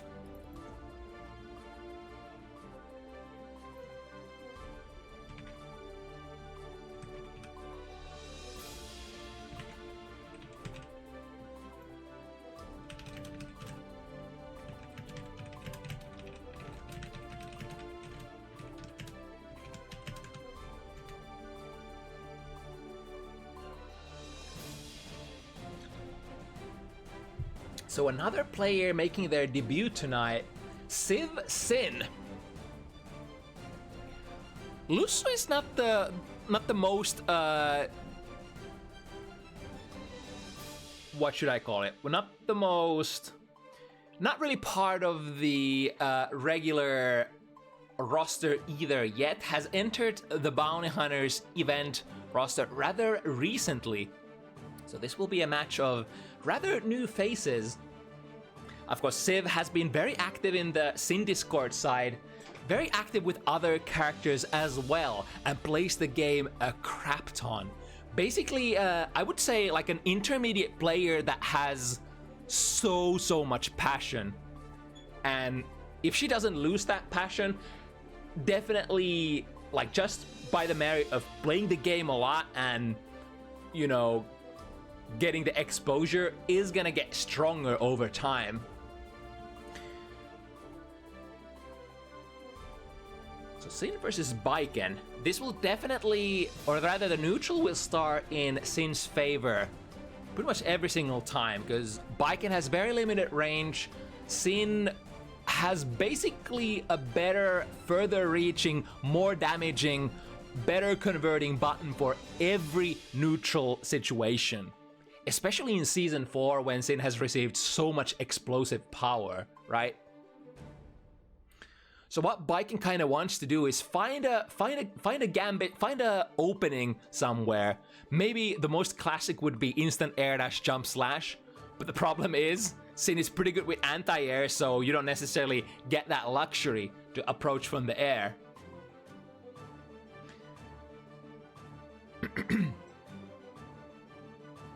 But if you do get there, this character Baiken is quite explosive, quite hard to block, quite hard to shake off, and her damage is pretty decent when stuff like Kabari is attached. You have 50 meter, go for TK Yozen, high-low machine. From a throw, of course everybody knows, mix-up stat, you know, sometimes even triumph over the poster girl of Guilty Gear mix-ups, who is Milia, or used to be Milia. But I wonder if any more is the case. Alright, starting with a big jump slash, far slash. Sin already putting on the table the fact that any hit, as long as you have 50 meter, is gonna go into big damage. Ooh, but the hit is from too far away. Tried to go for the DP conversion instead of going straight into Tyrant Barrel. And so with the DP, Lussu takes an immediate page out of the opponent's book and reversals as well. The differentiating factor is, though, that if you want a reversal with Baiken, or I guess that's not true, because you do have a frame 1 parry, so you can always wake up with a meter's reversal if you want as well. That should be enough damage, no matter which special move you choose to go into. Civ takes the first round. Ooh, we're going into layer 2 already. So taking a micro step back is gonna be a very potent tool for with punishing any of Baiken's fast round start options. But if you want to call out that, you just go straight into too heavy instead, which will catch the opponent walking back if they're committing into it. Ooh, try to parry there. But the result will be big counter hit, Tyrant Barrel. Even though Civ is out of stamina here, very high on tension and very high on burst, so White Wild Assault could be a helping deliver. Ooh, this hits right, because there was a jump heavy. Damn! That was a big play. If Lussu stays on the ground, that RTL is gonna lead to Civ's death, basically. Very high commit there. So far to go for that 5 heavy cancel.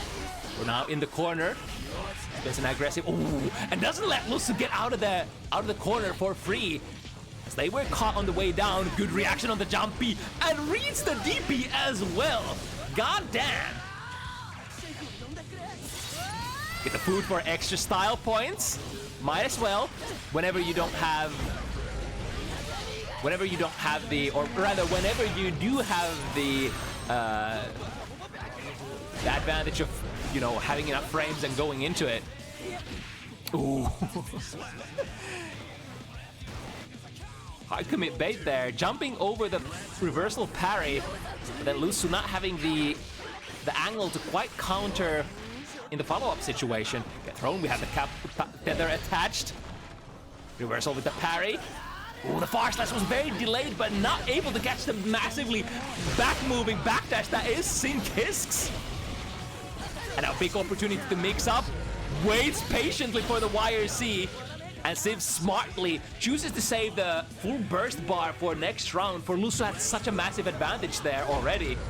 6P, yep, once again, the anti-airs seem to be completely on point for Civ.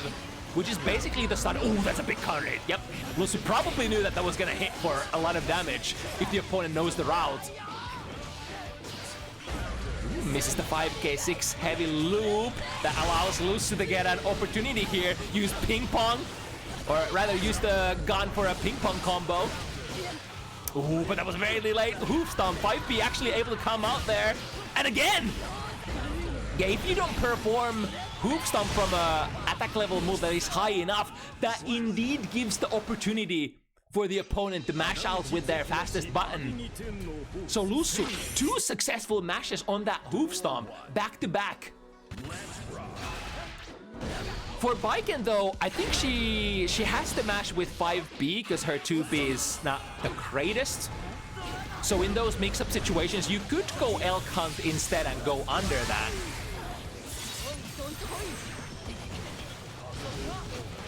Ooh, tricky. Missing the elk hunt. Ooh, this time, the timing was a little different. And even though Lussu tried to mash with the 5B again, it does not reach high enough, it looks like.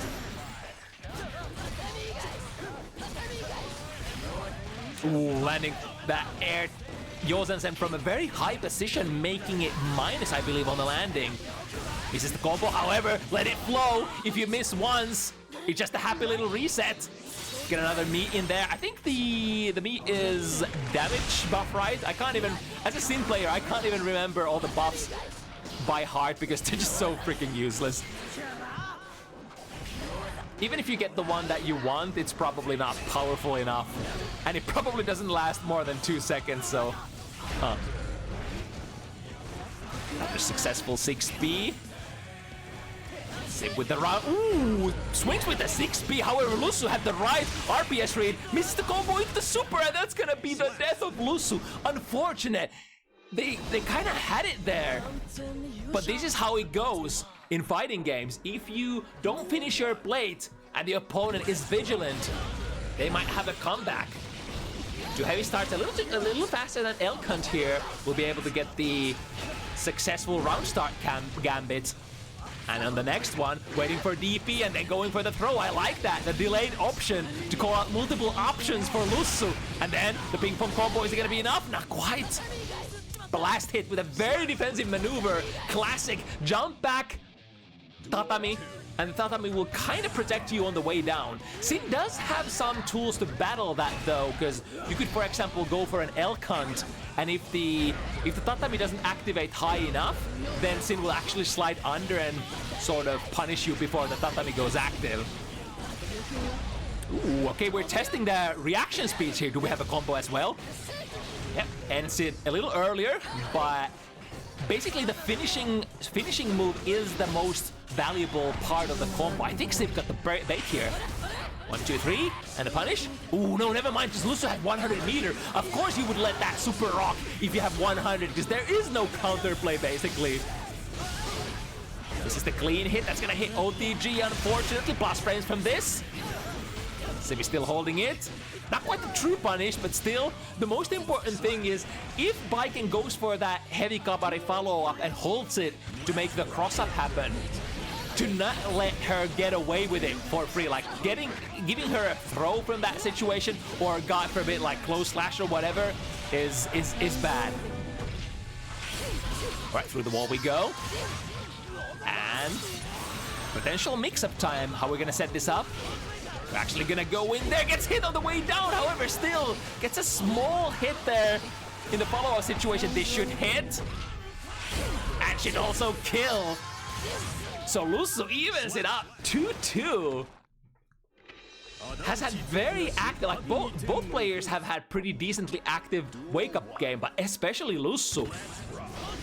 Good mix-up of like sort of good distribution between like reversal parries, backdashes, reversal super, stuff like that. Just not letting it fly for free.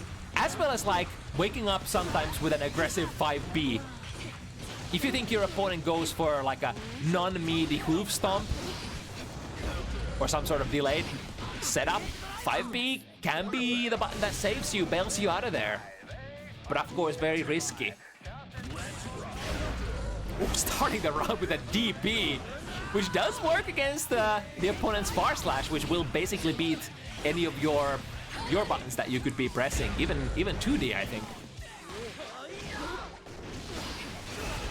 Ooh, again, reversal parry. Gets Lussu out of there. The backdash gets tagged by the drive by Yozan. What's gonna happen here? The shot is actually gonna be nullified because of the explosion radius of Y or C. And we go through the wall. Positive bonus. Advantage there in the form of life as well. If Civ gets anything on block here, it's gonna be bad for Lussu. But it makes sense. You can't let Sin start pressure on you with these resources. Basically full stamina, full tension, and I think had very close to 1 bar of wildness as well. That pressure sequence would have never ever ended. It's the 5P, so I was probably trying to 6P into the wrong direction or went for it a little too early. Usually for the drive by Yozans that Viking can play on you. Oh, but hold that thought. Crossing up again. However, not plus? Question mark? Or landing too close for any buttons to be pressed, even if you're slightly plus. Baits the DP. Lussu doesn't burst yet. Burst on the 5 heavy counter hit, though. You can't bait that because that is a multi-hitter. And into the big shimmy. Missed the 6 heavy counter hit combo, but no matter. As long as we flow. It is certainly not the easiest button to hit confirm, because you would have to do like a micro dash. I think the best option is like micro dash into 2 heavy. Because if you shimmy the opponent's throw, you're of course gonna be kind of far away from the opponent, and you have to go for the 6 heavy really fast, so you don't have the luxury of being point blank there in that situation. Yep, get the punish, spend 2 stamina. Unfortunately, the wall gives in a little too early and wasn't able to. Ooh, but that's gonna be a complete miss. Usually, it's kind of safe if you land Tyrant Barrel on block because it's like a guessing game in your favor, and Tyrant Barrel's second hit is always plus. Reversal. He's gonna put Civ through the wall. Not quite the kill yet, but now guessing for the next, or guessing potentially for the final action. Cancel into. Wait, was that a Kara cancel into gun? I don't think I've seen that sequence very often. OTG Elk into, there we go, the bait. Finally caught, no, never mind. Had the timing wrong maybe, or tried to DP there post flash. I'm not sure what went wrong there. Maybe Civ just committed into a button that hadn't started yet. We shall never know, but fact of the matter remains, Lussu's wake-up game has been immaculate. Has been right way more than, being wrong. Big backdash from Sin, gets out of that situation. We had problems there in the Viking versus Chip matchup earlier for Chip getting backdash far enough outside of that, outside of those like S-Kabari setups. But of course, with our hungry boy that has a massive backdash, one of the furthest moving backdashes in the game, we'll be able to avoid it a little better. All right, 3-3, even once again, starting with an instant air dash Yozan. Both players taking the air, and then into the ground pressure. What are we gonna reversal now? No reversal this time. Yeah, this is kind of like the flow. With certain amount of frequency, you play the aggressive options, and then with certain amount of frequency, you just hold it. But if you hold it, you might end up in a situation where you have to react to the overhead, or rather, you often can't react to hoop stomp, especially when you go into hoop stomp from standing normals, right? Way too ambiguous animation, tries to shimmy again. This time Lussu mashed, so no throw to be punished there. Just has to be really careful. The snipe with the instant air dash jump heavy. So this character, Sinkiss, kind of has the same curse as his mother, where his jumping buttons are really shallow, but his air-to-air buttons, the horizontal range, is massive. So his buttons are some of the best in the game for just playing air-to-air, especially spaced air-to-air. But if he wants to jump in on somebody, that's kind of tough shit. Ooh, nice 6B here. We're gonna go into RTL, guarantee the wall break no matter what position. Massive value. This is One of the best things of the Kisk family. Oh, and a bait into the best possible button as well. A lot of lesser players would probably... Oh, hello? Are we good?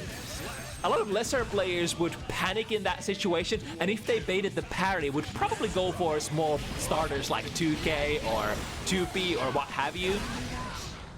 But if you're locked in and you're premeditating, I'm gonna bait this reversal, then micro dash in close slash. That's really good.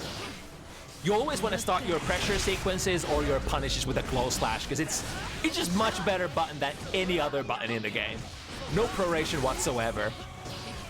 Right, opposite. Not like the wall break actually.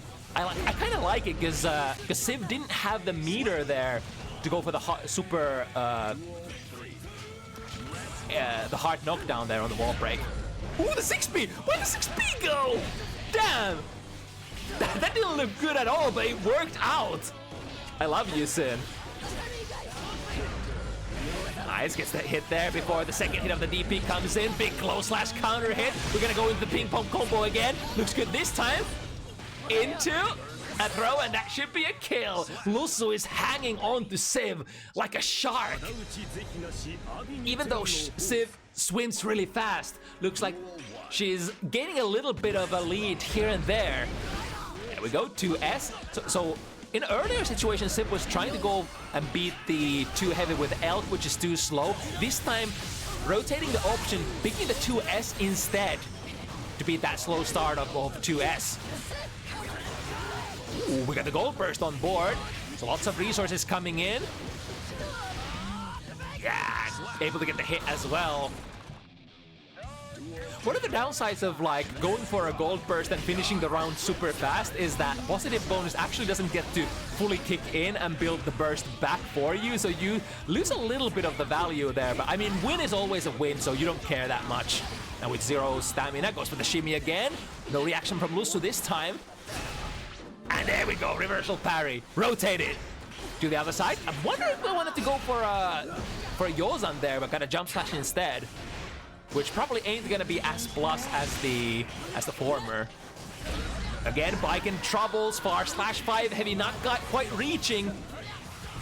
Such a fast far slash, but very poor convertibility compared to many other characters in the cast. And Civ, once again, taking it back. But the question is, will she be able to run away with the lead this time? This is like the 4th attempt, right? Lussu has been really consistent at not letting that happen. Right, one stamina into the reversal, gets Sin the pressure started. That's a big counter hit and goes immediately for the burst. It's under. Civ has to go for a burst as well if she wants to keep this target cornered.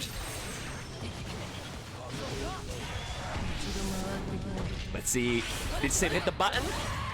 I think that wasn't like was kind of looking like a 2-piece startup, but I think if you are on your first frame startups, you can still cancel it into FD in Guilty Gear Strive. So that might have been just a straight up FD cancel there.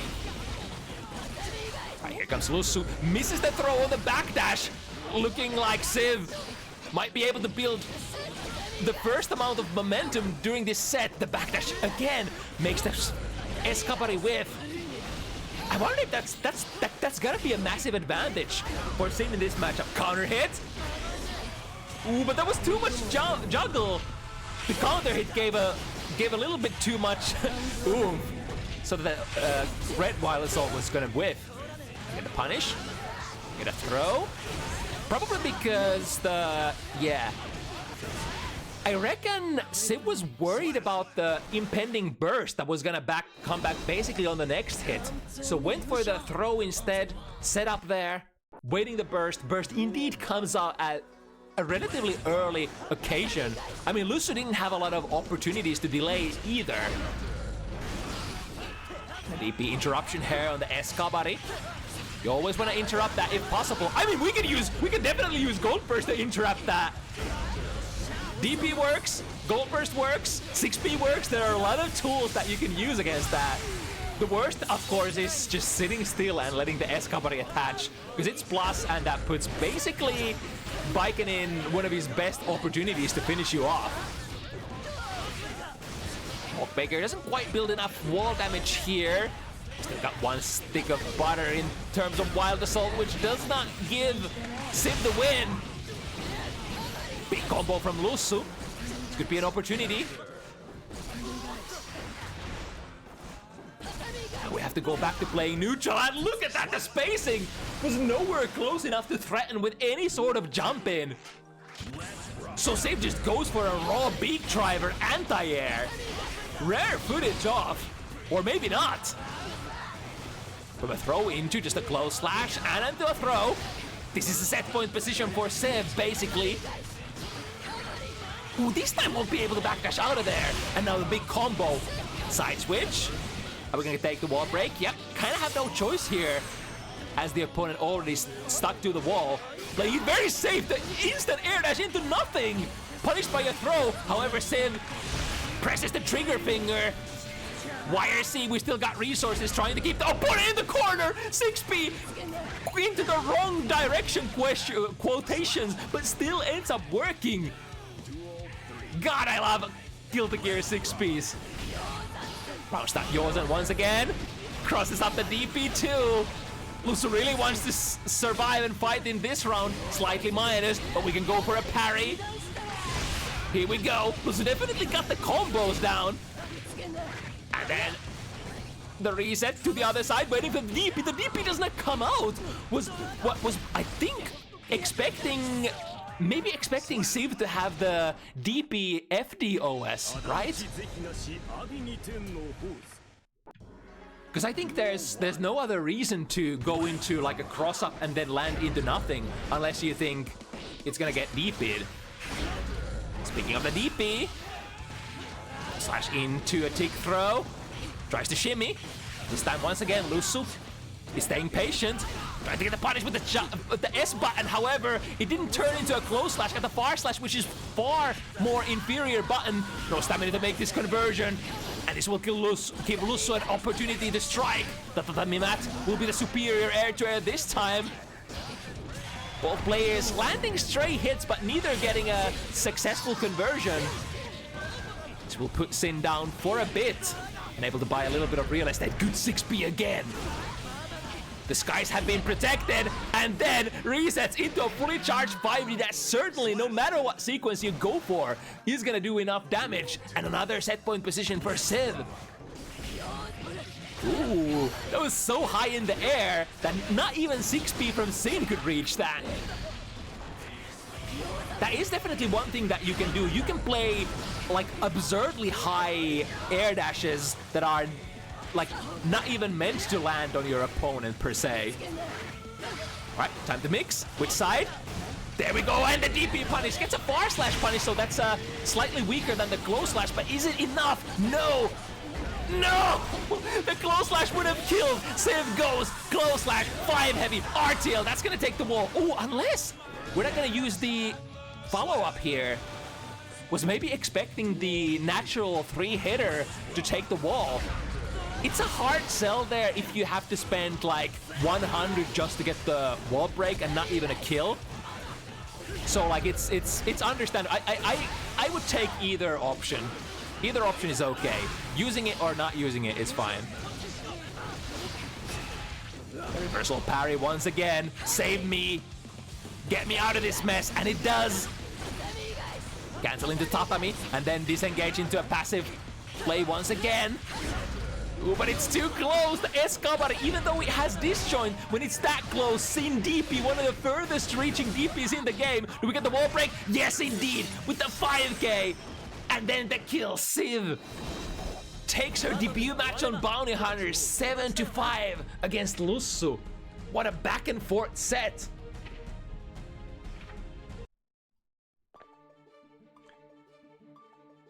But in the end, the firepower, the consistent firepower of Sinkisk. Every single situation, as long as you're not out of stamina, always with the rewards. The one thing that you have over Baiken, who has to take risks at neutral to get in, especially get into the striking distance that she can make those conversions to happen. The conversions that Sin can make with, you know, with his auxiliary resource.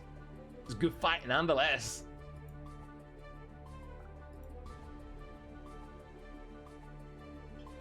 All right, coming up next, we got a couple of back-to-back matches from the advanced skill bracket. First one of those will be Nuggies versus Jungie. Another Baiken versus Kisk matchup. But this time it's gonna be Kai Kisk, the father, the son, and the Holy Mother is, I guess, the third part of the Holy Trinity. Although the mother is a little different than the than the men of the Kisk family.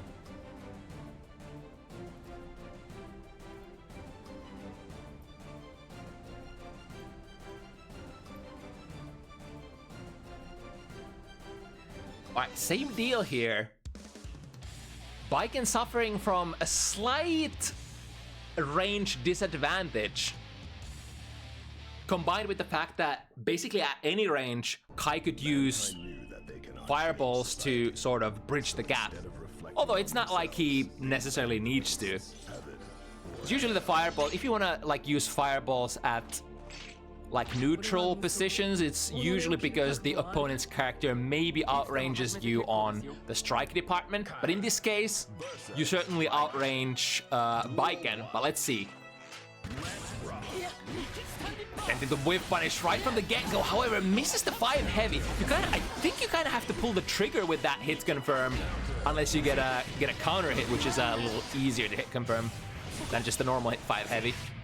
Great air to air, just dropping down, and the red parry, unfortunately, completely misses, allowing Jungie to get a big counter hit conversion. The electricity hat being reapplied goes under. Into a cool combo, we got the heavy DP launch here. The feature of both Kisk boys this patch getting a new improved launch for their DP if all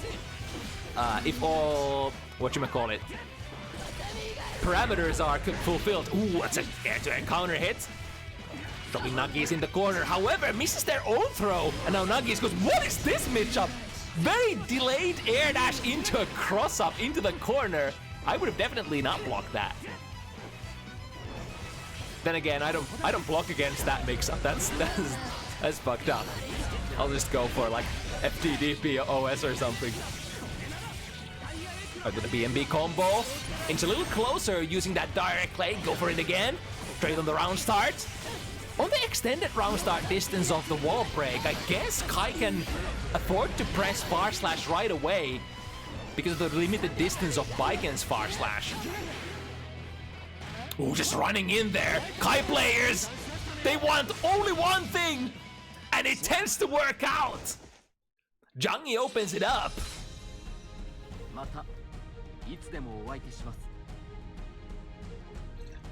But I think compared to the Sin mix-up, the Sin matchup, the sort of the difference in the consistency of conversions is not that like massively pronounced. Where Sin can kind of convert any hit from any range, Kai can't necessarily do so. Kai has to fulfill a couple of extra conditions or just going for hard hit confirms and stuff like that. Kai usually has to be a little closer than Sin to make hit confirms work, and that definitely works in Baiken's favor. YRC, don't you dare burn meter on that slime dipper? Scum dipper? Stun dipper, that's the one. Yeah, and Baiken doesn't really have a tool against that heavy fireball Oki either. Unless you're blessed with a 50 tension and you can go for the reversal super. Oh, and a 2 heavy cancel there at the tail end of the Gatling string. Jungie was looking like the FD, the prolonged FD that they used, might have given them an opportunity to run out of the, or rather jump out of the pressure. Ooh, sees the opportunity to parry from a jump-in situation. Instead of gambling with a 6P, or rather, I guess rather gambling with a parry than going for a 6P. The parry is way more lucrative, right? Use that air dash back jumps. Ooh, going for a little bit of a shenanigan here using the FRC. Doesn't catch Jungie with that though. McNuggleton still has quite a lot of life to play here. The delayed cancel heal will be caught by the Hiragi again. Giving both warriors their initial points here. Man. Duel 1. Let's rock. We'll land straight into the fireball. But we'll be able to waste enough time so that Kai won't really have time to use those, or rather utilize that electricity. It's a little bit harder for Kai to like actually quotations utilize that state that the opponent is put in compared to many others that kind of, when they manage to apply their unique debuff, they usually get like supercharged, like Testament for instance. Because Kai doesn't necessarily gain any immediate benefits for the neutral. He still has to kind of find a hit on you in order to utilize the electricity, right? Straight on the air to air. Ooh, went for the heavy kabari, which is technically a fireball. So Jungie had the right idea there. Instant air dash over, and now into the heavy fireball conversion. Heavy DP, maximum damage. So close to killing. But what is McNuggleton gonna do here with that one pixel of health? We're taking risks, we're attaching the S-Kabari. We need some good hit here. However, Jungie covering all areas above and ahead with that heavy DP. Or was that? That was actually an SDP, was it?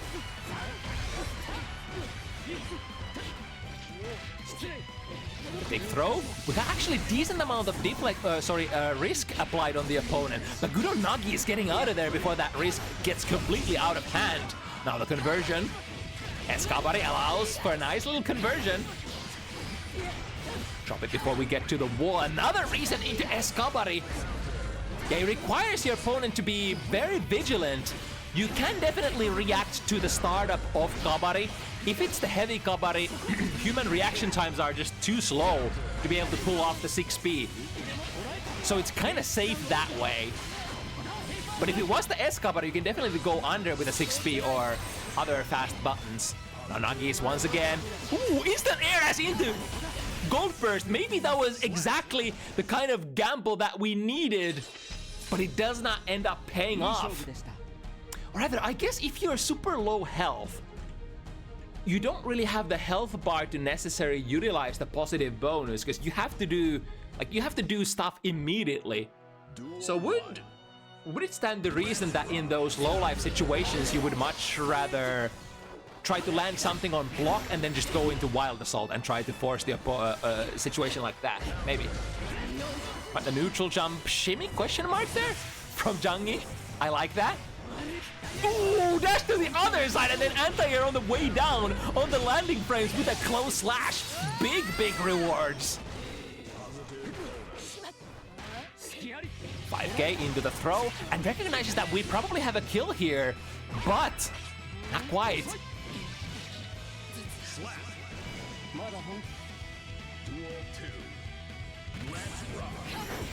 Ooh, the jump over the round start Kabari. That's super risky because that Kabari is so slow. That's basically like a hard read that Kai would go like backdash or something like that. Or micro walk backwards, I guess, is one other thing that it could be. Again, the neutral jump shimmy catches the parry attempt this time. Ooh, it's so tricky. It kind of looks like you're missing something there with that heavy Kabari follow-up. But in fact, you're frame killing, setting up a perfect meaty. And through the wall we go. Nagis needs a little bit of oomph here. This is exactly what the doctor ordered. 6B on point. It's the easiest way to try to... Ooh, against Wild Assault. Reversal super. There's a couple of different things that you could do. If you're close enough, you could try to throw. But the reversal super is probably even more consistent. And then the double low. Yep. Jungie probably stood up thinking that they're just gonna play the instant overhead ride. Ooh, that was from a really good angle. Big combo for Nuggies. There we go, reset. Blue Wild Assault into Escabari. One of the favorite things that Viking players love to do if they have enough resources to spend for it. Really funky bounce there with utilizing the tether. Able to jump out. However, you would probably opt to, if you think the charged follow-up of the heavy Kabari is coming, you'd probably stay grounded and press buttons for maximum efficiency. Ooh, the DP actually calls out the FRC mix-up that was gonna come. Misses the throw, counter hit, not a close slash starter, so not gonna hit as hard as it potentially could. Ooh, and again, look at that! Ready to reversal! That's gonna go through the wall as well, even though it doesn't need to. Nuggies evens it up. 2-2. Starting with a very classic even matchup fashion. Nuggies especially fighting very successfully from these defensive positions. The reversal supers have been immaculate, almost as a reaction to like flip kicks and everything. Right, Kabari no cancel this time. Ooh, Mr. Red parry! And able to see that the burst is indeed coming, so big rewards for Jungie. Only missing the cherry from the top. Having the 50 meter there would have been nice for the heavy knockdown. Ooh, but again, the instant air dash over Kabari. Jungie is really good at reading when the Kabaris are gonna come out, right? Have been hitting like 2 out of 2 or 3 out of 3 big instant air dash reads so far. Plus frames, yeah. Waiting for the parry and getting a punish. Playing fighting games as they were intended to be played. Waiting for the burst. However, Nuggies actually goes for a reversal. I love that for Nuggies, because in this kind of difficult situation, you might have to take big risks. Again, the hard bait on the burst, finally getting basically 3 burst baits worth of value from that one burst. Or rather, be 3 bursts worth of value. Ah, but the trade is not good for Nuggies. It's kind of a tricky situation if you choose the fuzzy jump out of the Kabari RPS. That usually like doesn't put you like if it's S Kabari and you jump out, Biken will actually recover pretty fast and you will be in a disadvantageous air to ground situation as Kai, right? And if there's like, even if there is a cancel, it's usually like almost in all situations, Biken is gonna be somewhat okay / good if you try to jump out of there. Right through the wall, massive life advantage here for Jungie. And again, the jump slash takes the cake here in the air-to-air exchange. It's actually, ooh, there we go, Nuggies, first time waiting for it. Yeah, if you never stop and wait for the opponent's move, you might find out that they're just doing the instant air dash as like a hard reach to stop that you can do. There we go, Jungie's air burst bait actually paying off, finally. That didn't break the wall, hello. Still dropping the opponent in the corner with a massive frame advantage in favor of Jungie. And also now in 2-game advantage over the opponent. Is this potentially the momentum changing point of this set? Will McNuggleton be able to fight back here? We need good gambles or good reads. If the opponent gambles, that's fine by us as well. There we go, great. 6P. I love it when Viking players will be able to, like, when Viking players actually can anti-air consistently. Because I think a lot of players are abusing Viking players just trying to move around or enforcing their own game plan. But when you have the patience to wait for the anti-air, that's really powerful, right? Because a lot of, like, this is fighting games. A lot of players are jumping. In its core, like, why would you play footsies if you can just jump over the opponent and skip it? Like, again, yeah, it's exhibit A. But this time Jungie was actually baiting in that situation. mix-up is low this time with the use of 2D. However, Jungie blocked into the right direction. And now, ooh, we're starting to reversal. So this should be decently easy punish. Goes with the 5D, I like it. Able to burst there at the end of the 5D combo, and what this achieves is that it will deny the last hit, which is the biggest one in terms of damage, and will deny the opponent being able to get the heart knockdown and the positive bonus. So it does make quite a lot of sense to burst out of that if the life totals are starting to near around thresholds where you're worried about dying.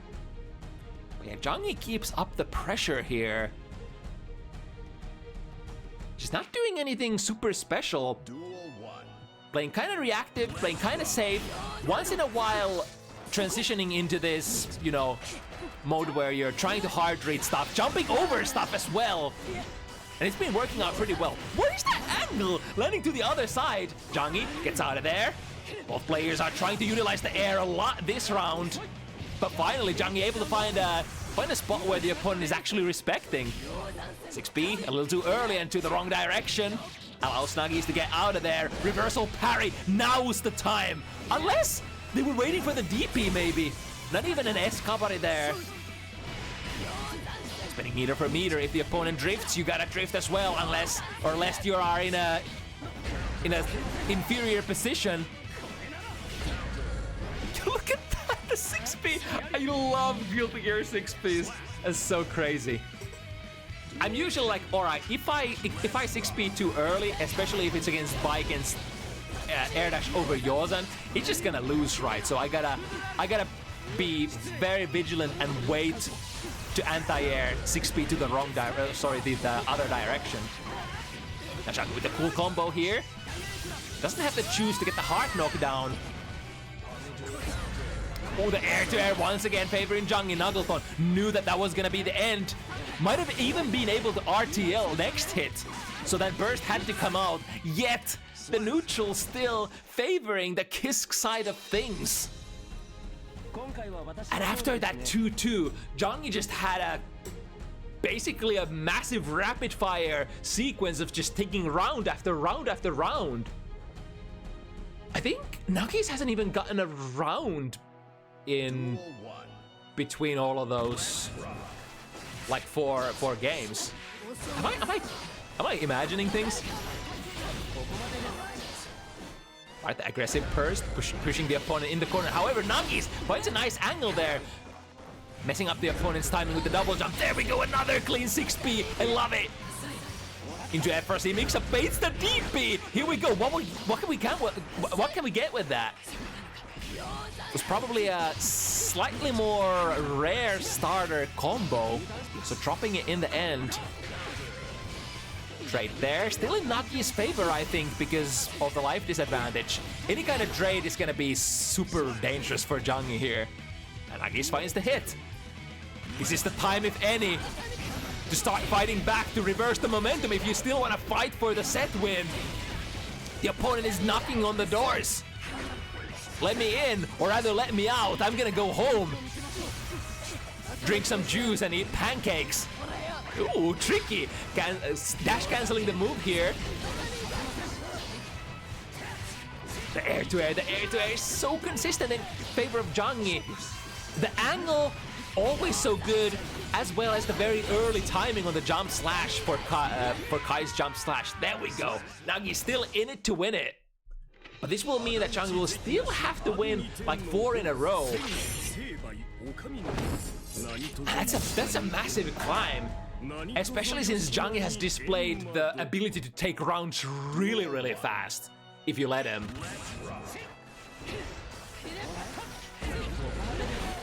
Alright, DP has been exhausted from the opponent, and we still have ours if we're Nuggies. Trying to go for a gold kind. Luckily, it doesn't get punished too bad there in the aftermath, but certainly lacked the value that they were looking for. Jump D, back pushing momentum. Going back to neutral again. Very aerial is this match. Into the mix-up, there we go. Waits for a little, making sure that the opponent does not DP. And they are technically still in the block stun through that tatami. He was able to have time to whip the grounded move and then still air to air? Junggie's anti-air game, both players' anti-air game is really on point this set, I want to say. There we go, finds perhaps one of the first instant air dashes in. And a drive by Yozan, counter hit. Jungie deems that we're gonna take this position, leave McNuggleton in the corner, because Jungie has been super good at playing this position, right? In the maximum hitting combo. Ooh, reset instead. Instead of going into the heavy DP to finish it off, went for a flip kick instead, and it's actually paying off, because we got twice the amount of health bar before we had to break the wall. But now Nagi is also gonna get an opportunity to move, attach Xperience. Ooh, the trade. Gotta be very careful. Nagi doesn't want to trade anymore. YRC, and that's, yeah. Would have to commit into the throw break blindly to be able to get out of that setup. A very, very classic air to ground situation. If the opponent opponent on the ground plays the time-stopping RC and you're airborne. A good attempt to anti-air the drive by Yozan out of the corner, but still going in the favor of Nagi's here. Comes down with the sword, and the hit confirmed. We're still in it. Use the hard knockdown, fire the swords, 1, 2, 3. Jungie's gonna have so many resources coming out of this one. So what are we mixing up with? Attach the Xperience. DP out of the plus frames, of course. Oh, missed the close slash, still recover fast enough. Making a little bit of mistake here, we'll have to use PRC to fix their problems, spirit their problems away. However, too many problems piling on top of each other. And at the end, McNuggleton actually getting a good super jump air dash out of there. And if the opponent is concentrated, or rather has already committed to some sort of grounded sequence, it's usually very hard or even impossible to intercept Baiken out of there anymore after the air dash goes off. Right, burst in order to prevent getting cornered. Jungie dropping the combo. Nice flip kick on the airborne opponent. Will yield plus frames, even though usually it doesn't. Successful red parry this time around. I think that's the first one of the set. However, no matter the situation, Jungie once again, 6P, anti-air, instincts on point. Goes for one too many DPs. I mean, sometimes you have to DP those plus frames, of course, aggressively, to show that you can't play those situations to your opponent. Oh, nice reaction there. Goes under the fireball on reaction. Big damage as well. At the end, attaching Kabari. Ah, but too far away.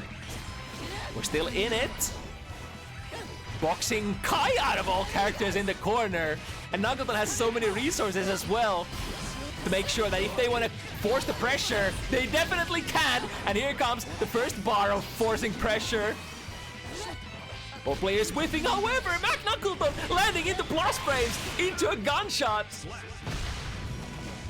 Is he doing it, chat room? It was looking like Jungie had it in the back, but now McNuggleton has started to take rounds left and right. Good backdash, the throw completely missed there. Late air dash, however, yeah, it's very late, as the name implies. So that usually means that Kai can recover out of the fireball and still anti-air you if you try to engage there. No follow-up. Players try to be very patient. That's a lot of plus frames. However, still pressing a button, probably calling out the throw attempt from Jungie, and the very aggressive too heavy catching backdash from Jungie. Stands up for the overhead. YRC, but again, I guess far slash is okay at this distance. You're still gonna get a decent combo. DP in between. McNuggleton, all the meter in the world. We could even just let the super rock, and that would be fine. Double jump, still able to come down successfully. I thought because there was a double jump that Jungie is gonna have a successful attempt on an anti-air there. And because of the tether will actually screw up all of potential angles that you could utilize. You will come down like a rock after the tether starts pulling you, and there's no way to avoid the anti-air if the timing is correct. But maybe it was exactly the double jump that screwed up the expectations of when the opponent is gonna land. Be there to air once again. However, without counter it, it's gonna be a little harder to pick up here. Gold burst, working as a makeshift DP. There we go! An instant air dash, well placed, calling out the fireball. Big combo, too heavy. Once again, as a playmaker, has a lot of utility for going under stuff. Bar slash, 6P, fireballs, lots of stuff that you can actually use to counter poke. And the super, yeah, at the end, McNuggleton, looking suddenly unstoppable. Activating the Super Saiyan mode. I'm starting to believe it's only 3 rounds. 3 more rounds that McNuggleton needs.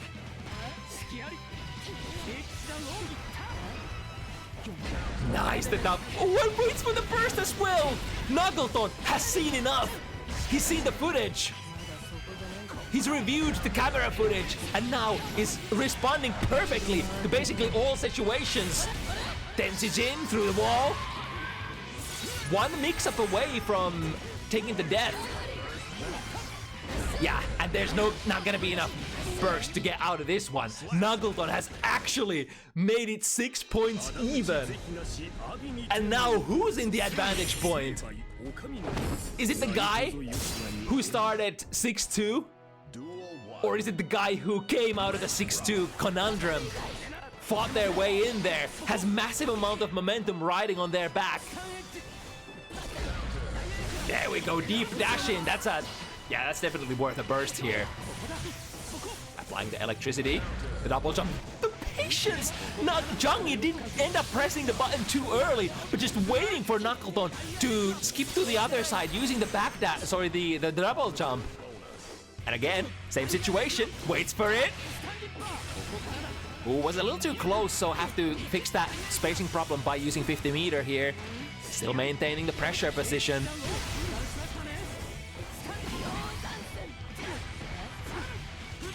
Ooh, there we go, the reaction super again.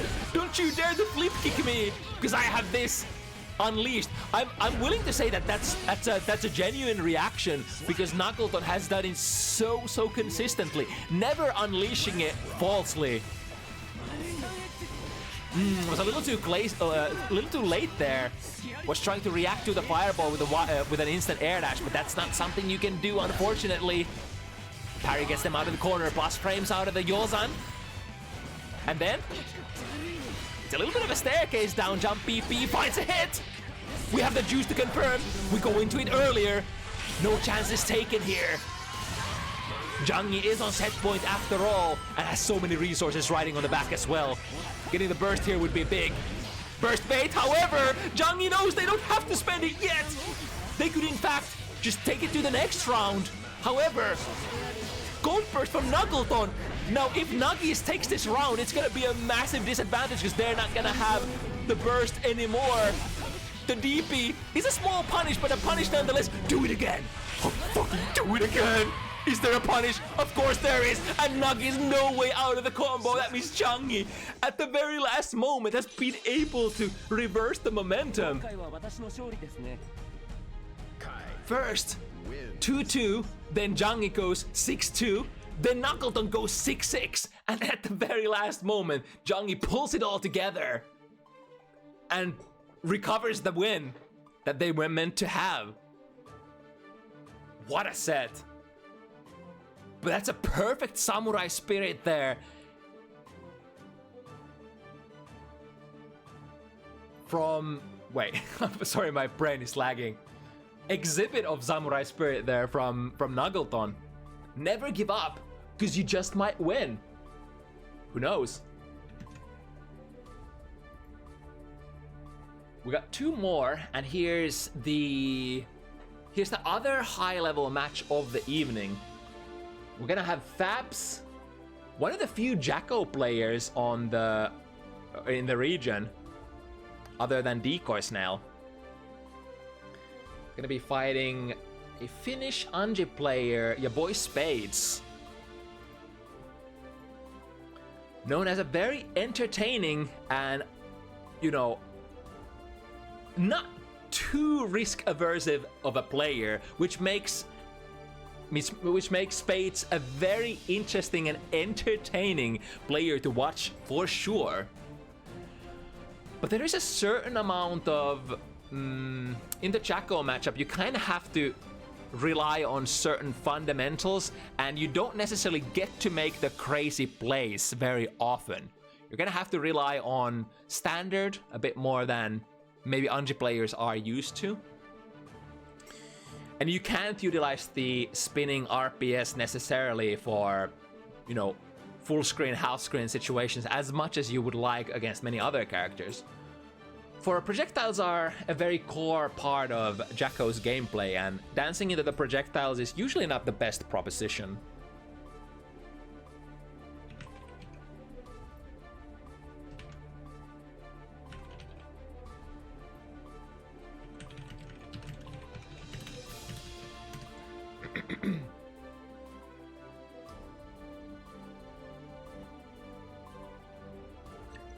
Yeah, even Spades. This matchup forces me to play smart. I'm not a fan of it. Yeah, it's kind of like you have no choice. If you try to force it too much, your like layer 1 tools just don't work as well as they do against many other characters.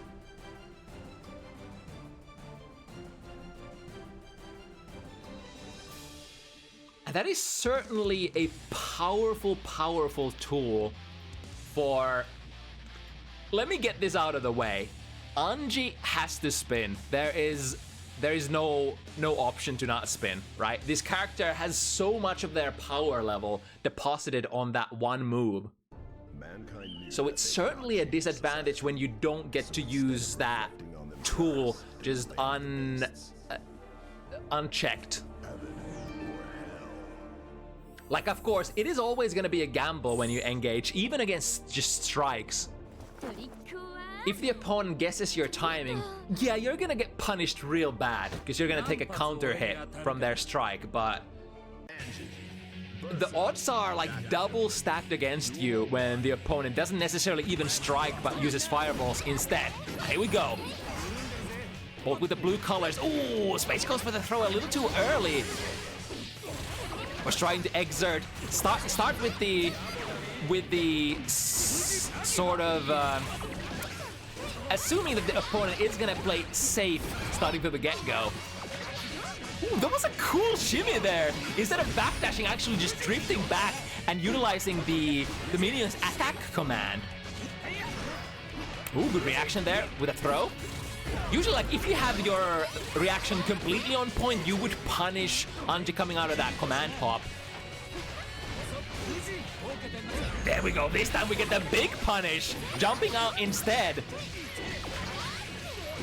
And we might actually, yeah, we're gonna have a cash out into the Forever Elysian Driver, which is gonna be enough damage here. We didn't even get to utilize the full screen range here. That was basically mid-range brawling from back to back. But now, FABZ able to take a couple of minions out and start that defensive perimeter, that dangerous zone where you're guessing if it's gonna be the strikes or the projectiles, and often it's gonna be the projectiles. You're gonna have to fight your way through the minions and their commands. And once again, cash out will secure the first game fairly comfortably for FABZ.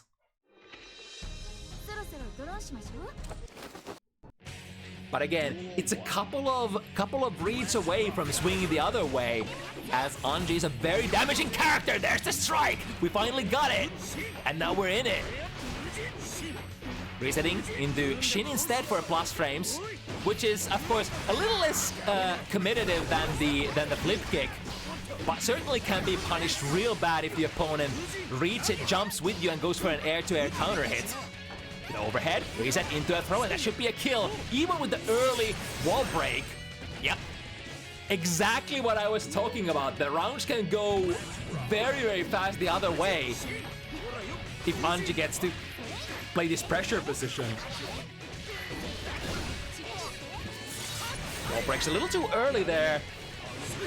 FABZ doesn't get to utilize the advantage you get from the wall break as best as they could. The meter has to let FABZ go back to the neutral with 100. Forcing situation, not pressing or not going for the RC there. Interesting. Maybe exploiting the expectations that if Ungie has 50 meter, he's always gonna cancel the. Oh. Do we get the punish? No. RC into with 6B and then go in with a 2D. An old trusty button from Jacko. Of course, it is a strike, so if the opponent was spinning, can be a dangerous situation. However, I think Ungie's like usually more concerned about just moving forward as, you know, his normal self rather than spinning forward against characters that tend to zone or tend to run away. Speaking of running away, that's with the whip punish. Take a backdash, engage with the 5 heavy, and now setting up the sandwich, baiting out the reversal parry, and now we go. Blue activated. Even if you poke successfully, you can't kill them. We are. Wait, huh? Deflect shield? Deflect shield? Hello? Did you do anything? I blinked and I missed it. It seemed like FABZ did go for a successful deflect shield there, but it felt like it did nothing. Is it because there was so much momentum from the forward-moving follow-ups of Hujin, or what?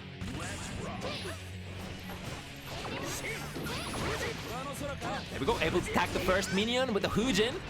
And now, with the pressure position, ooh, a little late on the 2K. I think there was a 2K punish distance as well. So might have just delayed the button a little too much. There we go.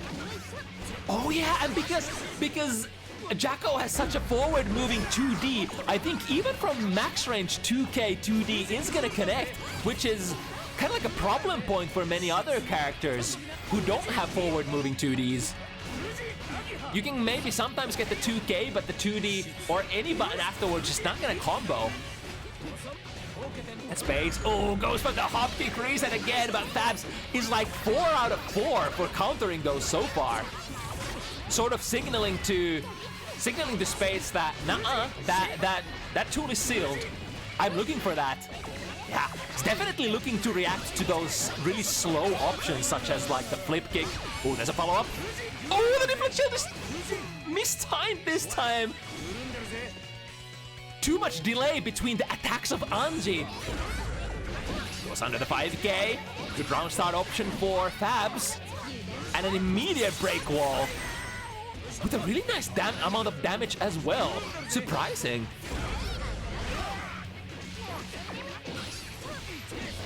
Gonna go into the corner. Let's see how. Ooh. It's gonna guard crush and it's gonna be safe. However, not. I think it's. Is it relatively neutral or maybe slightly minus for Ungie? So FABZ utilizing that notion and just dashing forward, throwing, and then going into a checkmate pressure sequence. Yeah, again, so far from that spaced low follow-up of Hujin. You kind of like, if you want to do anything, you kind of have to take a step forward, dash forward. Ooh, yeah, saving himself. Spun with that 5 heavy straight into the spin of Ungie's. Yeah, that spaced Nagi is so hard to deal with, because technically Ungie is very minus, but from that spacing you don't get to do much. You probably can't even catch his backdash if he wants to do so. Try to read for the core, however, the opponent was not reaching for the skies, finds a hit from 2P. Is that enough? If we get a wall break, we don't even need it. Just go for the super. Force the wall break immediately. And Spades takes the lead in this set. I think the type of player that Spades is probably the kind of player that you wanna be when you engage in this kind of matchup. Because if you play too methodically, too passively, then you're bound to be getting exploited by the zoning character. Of course, you're gonna make mistakes when you take gambles. Of course, you will make mistakes a lot, but showing the opponent that you're willing to gamble and you're willing to just go in guns blazing will force them to adapt to a completely, like, they will have to sort of play a completely different kind of way. That sort of includes that they're gonna give up some opportunities that they would usually get in order to bait your wild moves.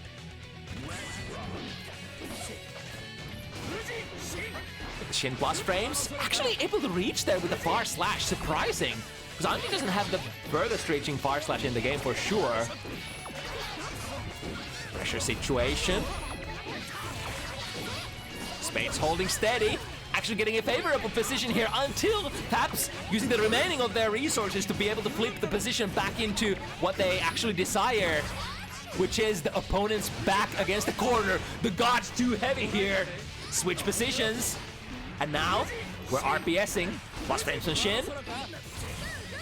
Ooh, okay, the 2K2D, even at max range, seems like it will whip for...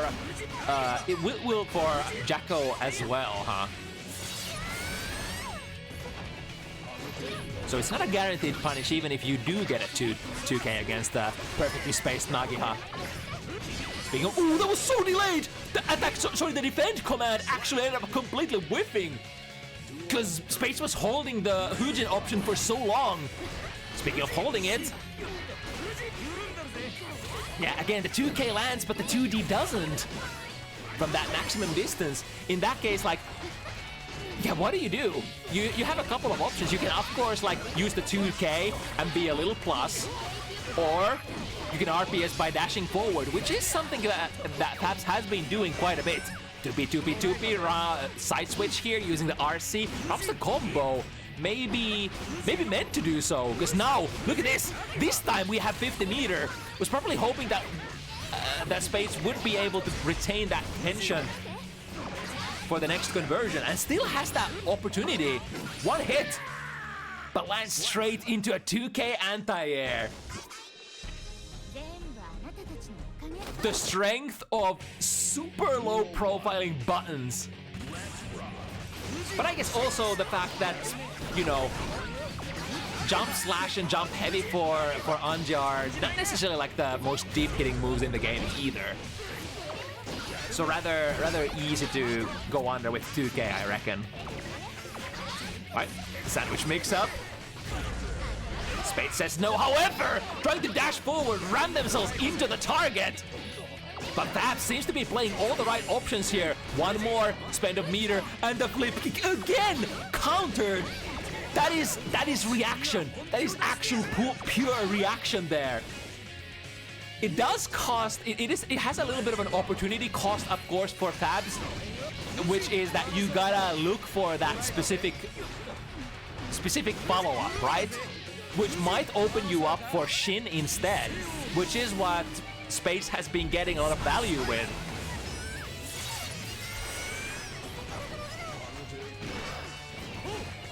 Ooh, no punish there. Tried to go for a 5B. Unfortunately, the call just a little bit too high still. One option that everybody has if you're not sure if you have a grounded button that can reach high enough, you can always air throw. But through the wall we go. This is the start of... Oh, look at Spades' meter though. There's a lot of nasty things that could happen. Plus 10. Tried to throw. Oh! Got them trying to react to the whip throw animation. The most fighting game thing ever.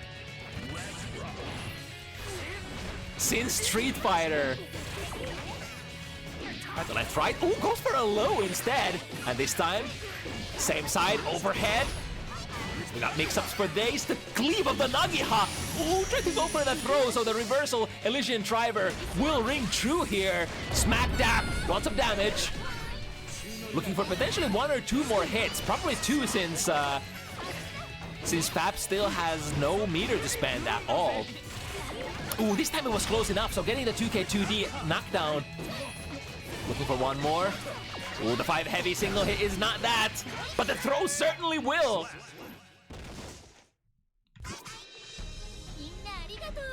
It feels like, wait, did I miss points? Because that particular round felt like so long. Like that single game was almost like a chess match in length.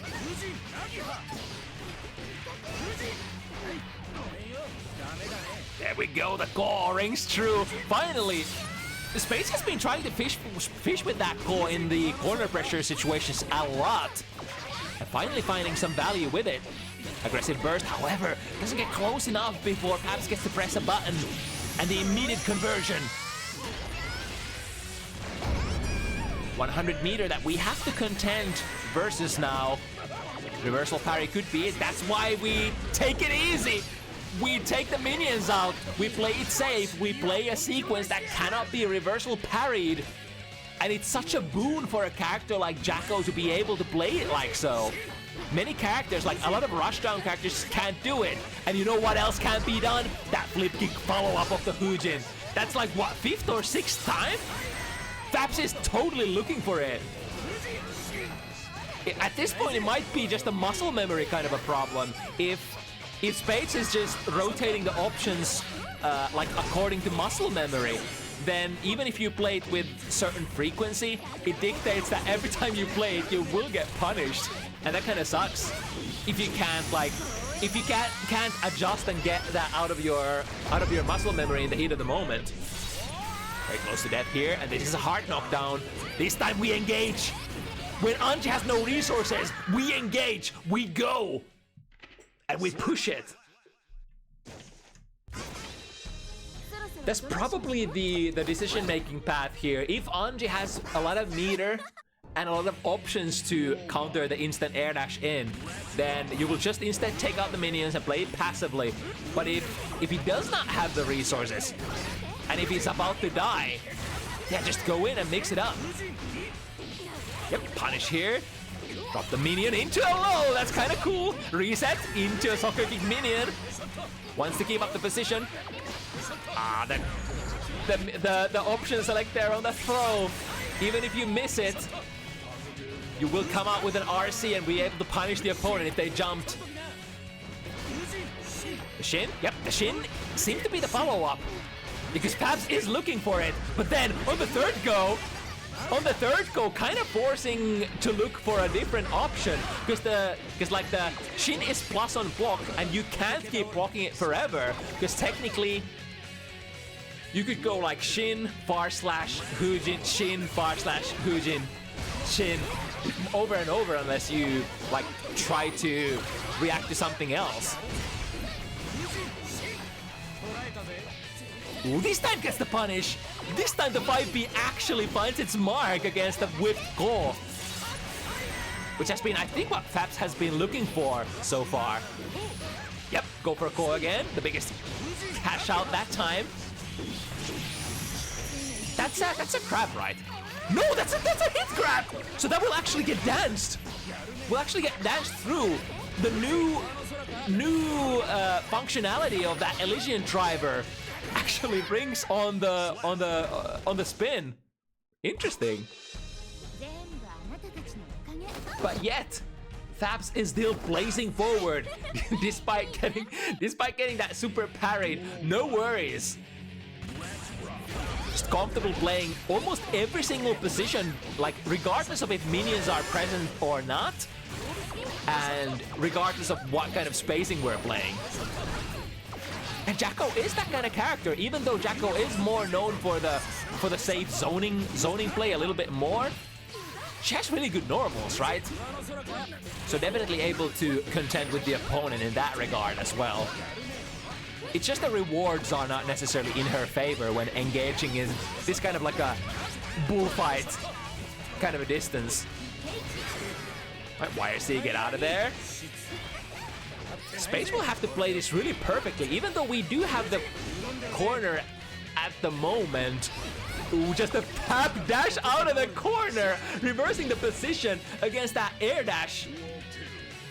FABZ with very patient defensive plays.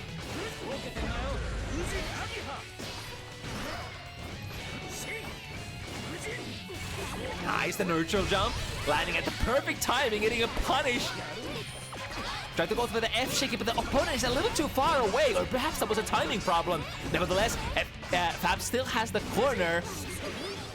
YRC in a desperate attempt to maintain it. But I think the desperation is sort of shining through from both players from time to time. Deflect shield completely baited. Looks good for Spades here. Misses the combo. Has to spend RC in order to be safe. Shin again. B+. And B+. What are you looking for? What are you standing there for? Was able to do it so much that they got 50 meters. There we go. First time, a very delayed option. Finally able to react to it. But the spin finds a hit on, I think, was that a minion or was that a strike? Nevertheless, from that distance, it doesn't matter. We got Midare. It's a very important round for Spades. Actually, for both players. Here comes the artillery shot. Use the 2S to launch it into the stratosphere. Deflect shield. Getting momentarily Spades out of there. But then in the follow-up situation, a really big combo from FABZ. No RC. Oh, there's the Spades special! B-. Be at a spacing where you can kind of be punished, but kind of not. And then go for the parry super. Ooh, it was still active, and that is that gonna kill? No, not quite. Spades is gonna get the burst back. Just kidding. Not gonna be able to get it back. Just in the... It was so close, though. And even if he did, it would have been so difficult to utilize that. So now Spades in a little bit of a deficit here. 2 points against FABZ's 6. Immediate burst. Able to clear the minion. And the far slash hits low enough. Caught the 2D, I think, there from FABZ. That is one of the benefits of the far slash from Jungie. It hits much closer to the ground than many other characters' far slashes. Setting up the Shitsu into successful hit. Ooh, with this hit though, I think Spades, yeah, extended with the far slash. I'm gonna extend straight into the Elysian driver. Set up the minions. Here we go. Sandwich has been established. But Spades also understands the threat level of that situation. So many shins. And then, even if you jump out of it, or rather, if you don't go for the shin, if you go for something that recovers faster on the ground, if they jump out, then you get a successful, or rather advantageous ground-to-air situation. As the Wild Assault pushes the opponent, guaranteed into the corner. Do we get a wall break? No, not quite. Would love to get so. Because we do have the meter here. Next hit will probably convert. There we go! Into the super. Doesn't even need it. Clearly, Spades is still alive. By the skin of their teeth, maybe. Or perhaps. I think Spades is an excellent tournament player as well. Considering how, like, I think Spades is definitely not immune to the shakes. But despite the tournament shakes and like event shakes like this, tends to perform surprisingly well under pressure. So I would not put it past Spades to be able to fight this back. The difficult thing is that FABZ is playing this matchup just completely fabulous. What was that cross up? And then re-cross up to fix the position, and then the cash out at the end. Surely gonna kill Spades here.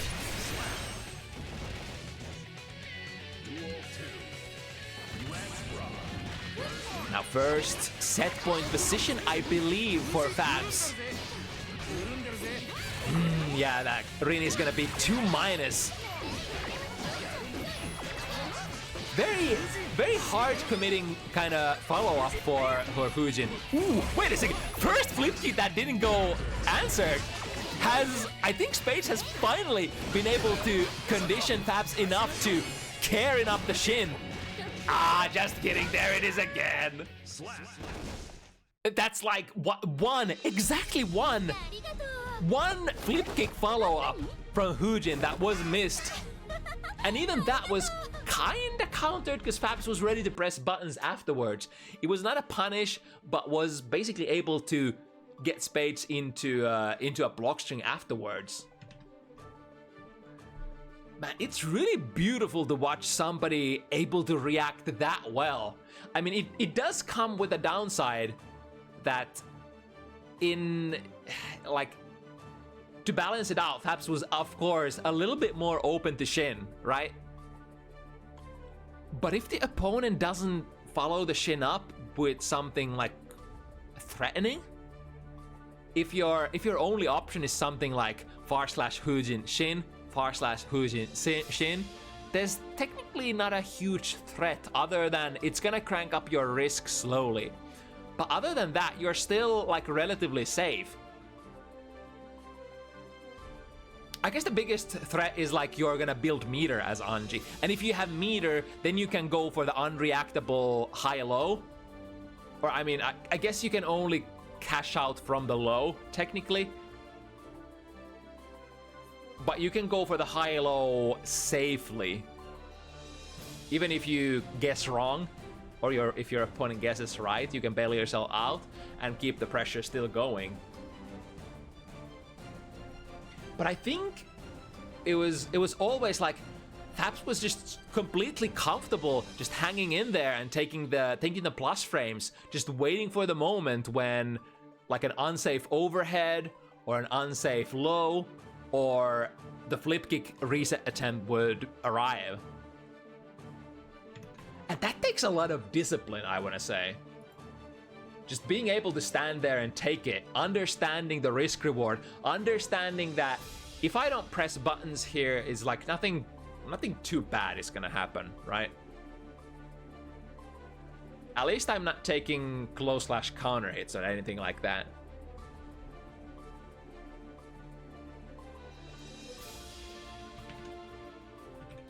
All right, we got one more. If I can remember what is Mr. Young's Discord name? Ah, I see. This one.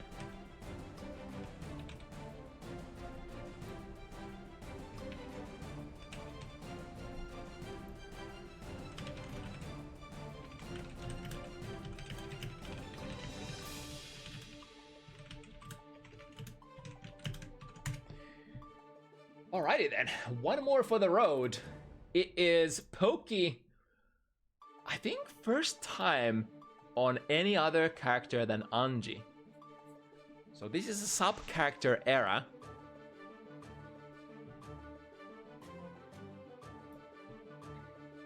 And I think it was a little tricky to try to sort of determine where exactly is Pokey with this character at the moment. It's that difficult conundrum when you have somebody who's super high level. When they pick a new character, you're trying to sort of assess how fast does this player advance with their new character, because they have the old fundamentals, of course, riding on the back. And they could one day be at level X, and then on the next day or on a couple of days they might be X plus 10, and developing so fast that it's kind of hard to follow up.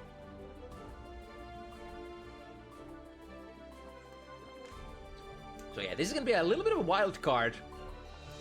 See if Mr. Yang, how does he hold up? And this is also our last debut person of the week. The last newcomer on the last slot.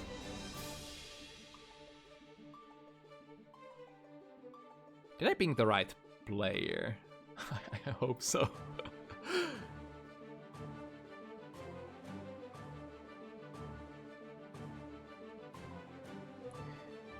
You know, I kind of hope that Discord would allow you to have an option to have streamer mode on, but also would allow you to see like the extended names of every person on the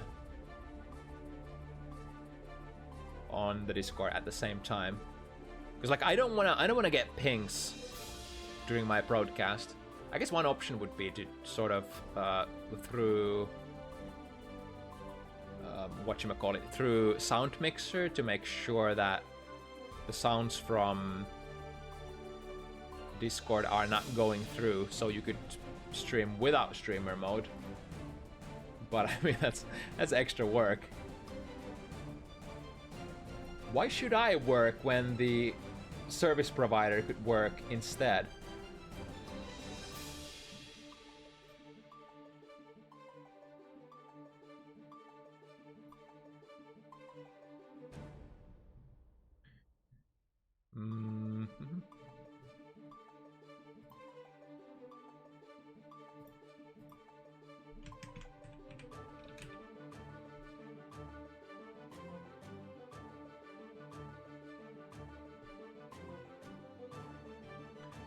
Oh, this is quite the conundrum.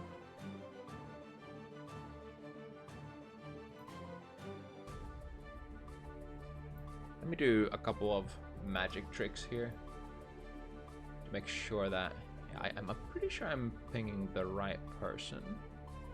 But the next question is, do we have Mr. Yang available and ready to play? I do see Pokey in the lobby already. Of course, always ready to go on a moment's notice.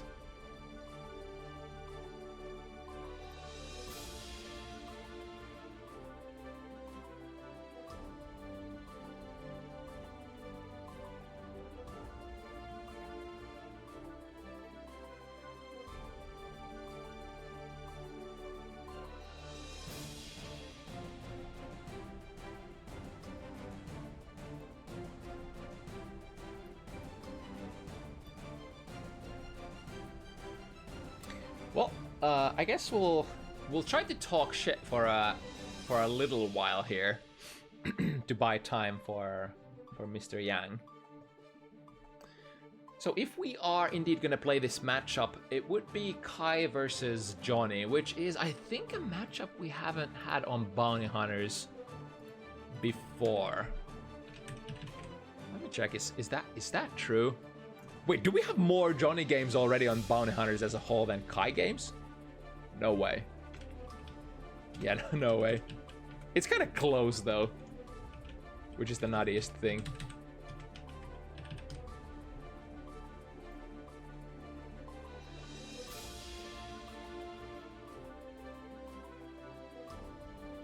I'm pretty sure we haven't really had Johnny versus Kai like almost ever. I mean, Kai is, no, we have. Thunder Kitty versus Just Play. Oh, there we go. We have Mr. Yang ready to go. Ready to show how this matchup is played. Although, so, I guess this is like pre-intermediate level, sort of? With a wildcard opportunity that Pokey might have taken their, you know, Johnny to a much higher level in the short time that they've played this character. Alright, goes for the heart bait right off the bat. However, Mr. Yang does not budge immediately. At that high level of health, we always have extra options for waiting it out and potentially seeing what the opponent wants to do. And to begin with, ever since Season 3, the meta has kind of shifted, so if you can't threaten with a wall break, it's a hard sell to burst, actually. I would only, like myself, would only burst combos that threaten kill or threaten a wall break. Especially hard knockdown wall break. Alright, Mr. Yang answers it back. Both players are gonna be pretty stacked on those resources soon.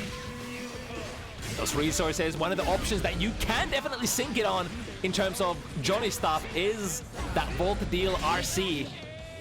If it goes unpunished, if your opponent can't move away or reaction DP or stuff like that, it's basically gonna be kind of a really strong way of just getting yourself back in and putting the opponent straight into that guard crush loop. Ooh, alright. skipped to the wrong side, so gonna have to do this this blow slash DP punish combo towards the mid screen, although doesn't seem to be mattering too much for Poki. I guess the air fireball from a particular angle is possible as well. That's kind of cool because many characters do lack that definitive ability to answer the Volt Deal PRC. With the low finer dashing forward, catching the legs of Mr. Yang. Giving Poki the first point here. I mean, technically every character, if they want to answer Volt Deal PRC, can space themselves so that it would initially whiff, and then you would probably do something like, I guess, instant air backdash is an option. But you could just, I guess, in terms of Kai, you could just space yourself in a nice position and throw an air fireball. So even if they go for the RC, well, first of all, they might just collide with the fireball before they get a chance to RC, before they get a chance to deal, which is kind of the whole point of the sequence. Oh, too close! So the DP will take care of it.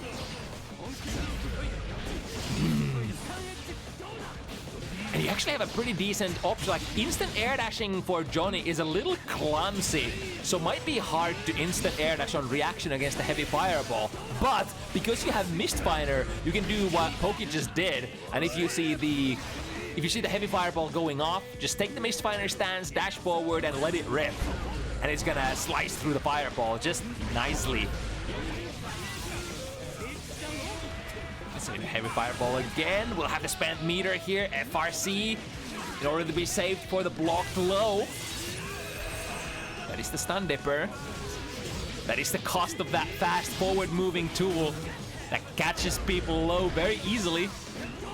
Well, a little bit of a mistake there on the combo pathing perhaps. Forced to spend PRC to be safe. And now we go into the guard crush. Interesting. I wonder what Poki was looking to do here. However, this Joker trick is going to be close enough to break the wall. And now, playing it safe, dealing. I think you can actually safe jump Kai, right? Because you can safe jump 9-framers, but Kai is one of the slower reversals in the game. So SDP from Kai should be safe jumpable by instant air dash pretty easily from Johnny. Reversal Zipper will take care of the last pixels of Mr. Yang. Alright, we definitely have decent amount of power riding behind that Johnny that Poki hasn't been working on for too long so far. Is this a birth of another Johnny Beast in EMEA region? Oh, God help us all. Yeah, bar slash 9-framer for Johnny. Very hard to challenge for standard characters. It's usually a trade-off, the speed between the reach of your bar slashes. And Kai is definitely the long range, the reach type of bar slash.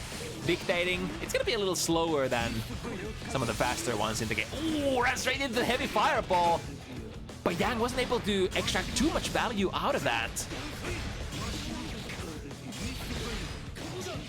Catches them with the turn up, and that's gonna go into a nice little combo.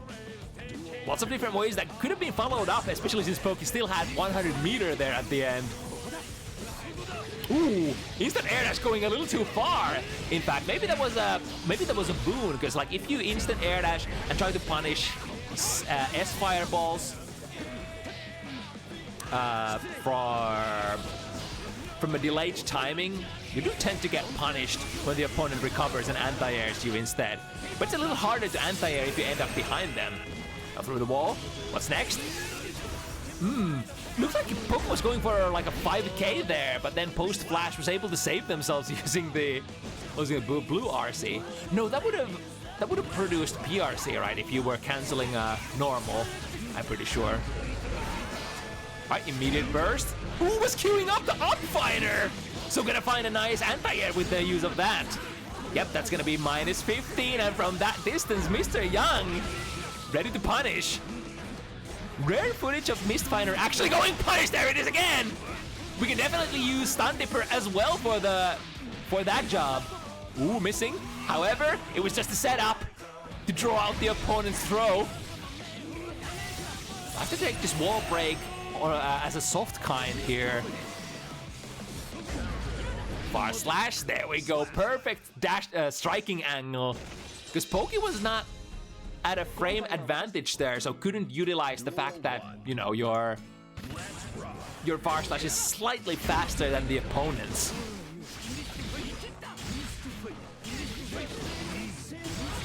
Right, the turn up triggers. We got the card crush again, going for the Mistfinder from a very dangerous distance. And Mr. Young has been very active at trying to punish those. Oh, that's a big one!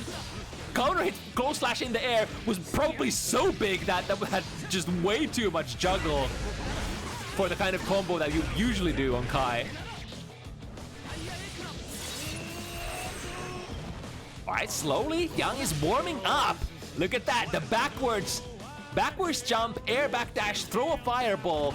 If there's any sort of advancement from Johnny, especially like, you know, moving it Mistfinder, trying to do Volt Deal PRC, it's gonna get caught by the fireball. So that's definitely like a sequence that I like very much against Johnny. Alright, the DP works out. Pokey is fully loaded on that meter. Are we gonna use it? Wall break into dash in and my name. We've seen a couple of Johnnies already utilizing the Joker trick to break instead, which is the easier way for sure. After the wall stick, you don't have to dash, which is the case with my name. If you want to get into that distance to actually land it and land the big damage, you will have to do that dash into super input. Alright, the ball deal this time. We'll hop over the S-Fireball. Mistfinder stance. It does slash through the fireballs though.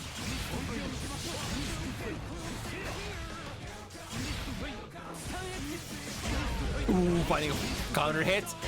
Was not able to get the full counter hit or the full confirm into another Mistfinder. But now Dark Rush Loop is here, or you could just take a hit as well. That works out for Johnny, definitely. It's kind of like a lose-lose situation. If you take the hit immediately, of course you're gonna go through the wall, and then you're in this positive bonus situation. And if you block it, well, you're in a guard crush, your risk is getting cranked, and all that good stuff. Oh, okay, I like it.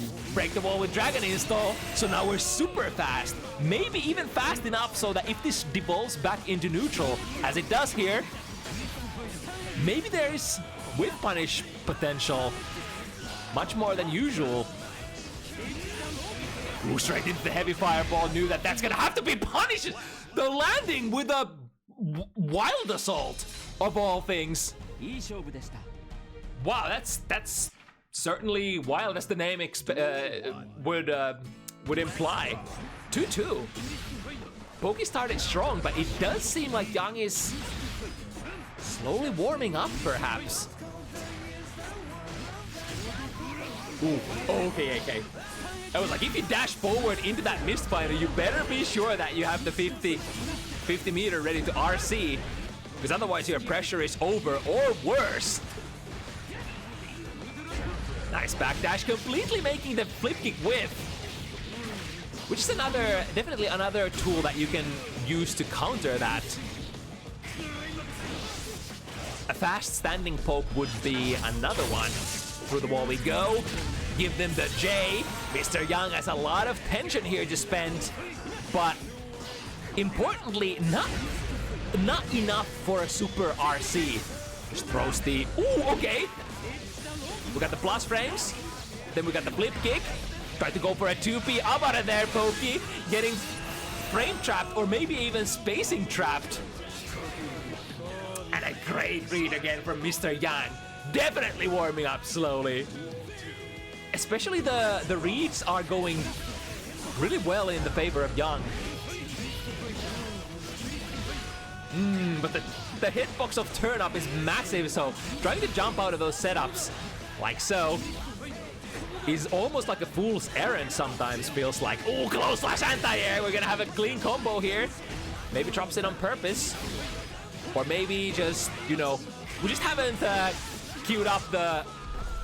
Or we just haven't practiced that combo completely yet, which could be a very reasonable thing to assume if we assume that Poke has only played this character for a limited amount of time. The BMB combo, not quite getting the wall break, but still in a good position here. To the other side, however, getting punished for missing the air dash. The fireballs are starting to come out in a greater quantity here from Mr. Yang. This is kind of a, ooh, nice! Reads that there is gonna be a strike after that slowdown. That goes for an air DP as well. Setting up the heavy fireball. Late air backdash calls out the throw mash. Only lacked a little bit of meter there to finish that off with style. Air to air from Pokey. Striking through.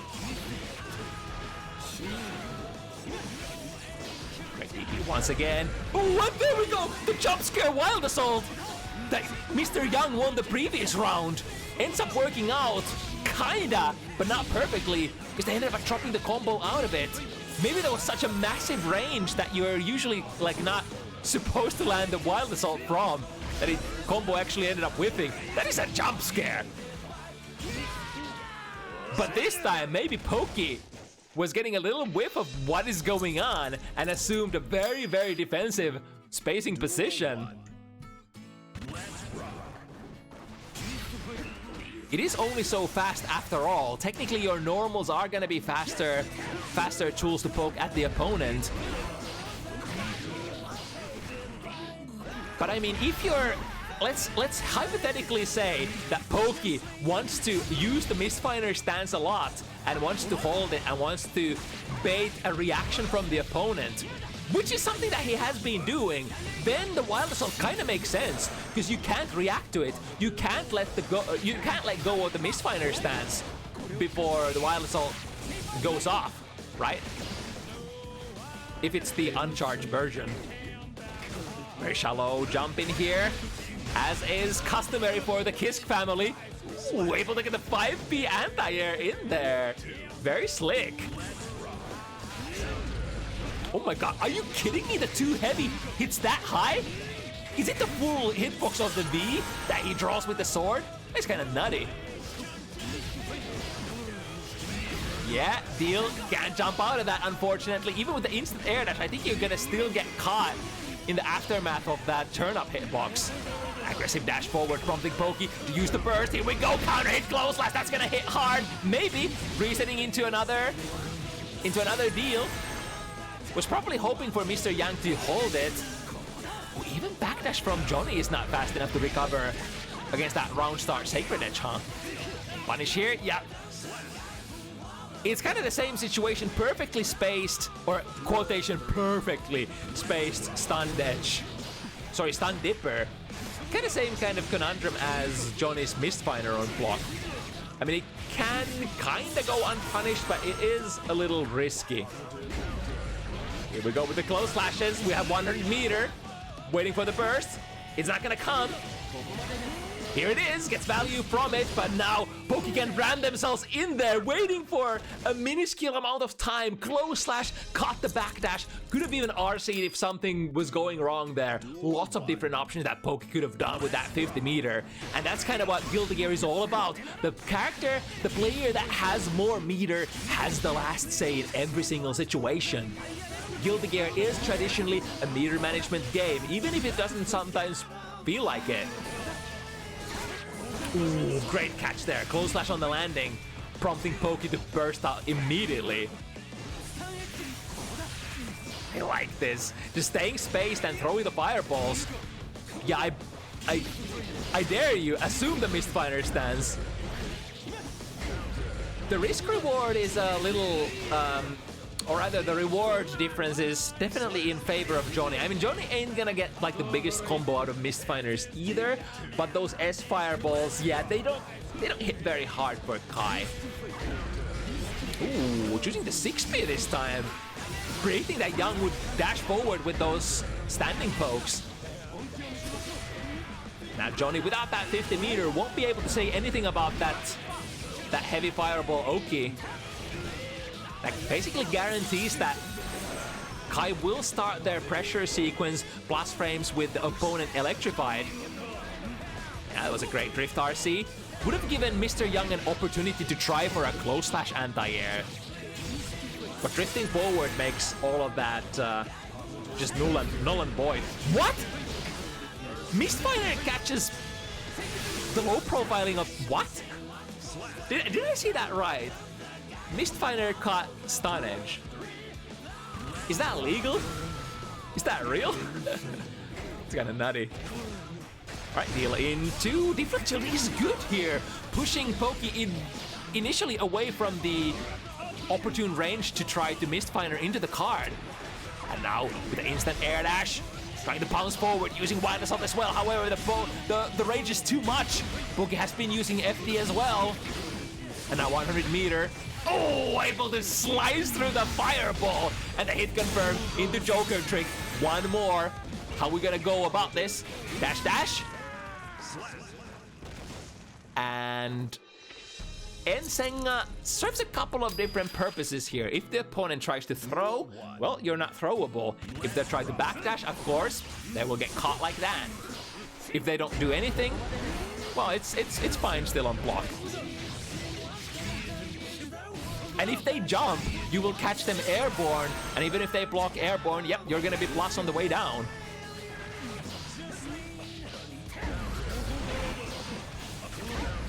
Ooh, look at that, the perfect angle, the instant air backdash. Against characters such as Johnny, such as Nago, that have those, you know, long-reaching, forward-moving stuff that you... What is this combo? That's kind of cool. Into? Still gets the wall stick. Yeah, Mr. Yang kind of cooking here. How often have you done that route in your life? Ooh, no anti-air here, so Pokey forcing them their way in. Are they gonna be able to recover in time? Apparently so. And the backdash, just throw a fireball. And punish Pokey on the landing. This looks like a matchup where you actually get to utilize the fireball, which is kind of cool because a lot of Kai matchup you can use them and you kind of have to use them, but they're more like maybe an Oki tool or combo tools, not necessarily like core part of your zoning, which is kind of a shame because I love Kai fireballs. It's the DP. Ooh, gets a frame trap. We'll be able to run this to the left corner. Pokey finding a good attempt there. Or spot, rather. Nice, still able to anti-air on the way down. Putting Pokey on minus frames. Start to hit an anti-air there, I reckon. But got caught by the jump heavy from Mr. Yan. Again, just lightly airborne. Recognizes that there is a strike coming, so just going for the air jump, air SDP. And that's been working out. However, this will be the doom of just about any character. Pokey catching the opponent with a close slash anti-air from a very, very far distance. That close slash activates very... What's the word I'm looking for? Very generously, I want to say. Once again, spacing themselves away so that Volt deal is not an issue. Although I guess usually it's not an issue if there's not 50 tension available either. Okay, follow up with the SDP.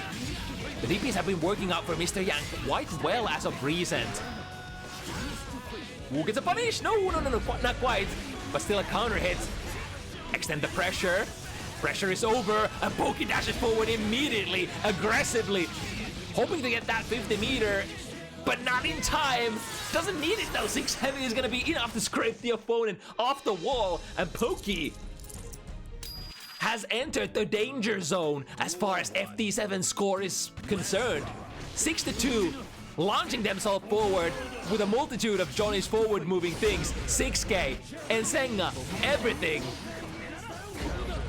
Look at that, it activates from so far away. That's so dirty. How many other characters in the game would get a far slash out of this position? It's disgusting and I kind of love it. All right, but the 5K, one of the premium safe pokes or safe jabs in the game for Kai. now going into the good combo because the opponent is electrified. Mr. Yang will have to play it out of their mind here in order to come out of this successfully victorious. Nice 5k, the stanky leg preventing Poki from running in. 2p pressure, look at that, the cranked wrist bar, that's a counter hit and that's an immediate execution. God, I really wanted to see the amount of damage that combo would have done on a high level Poki. Nice catch on the landing again, far slash.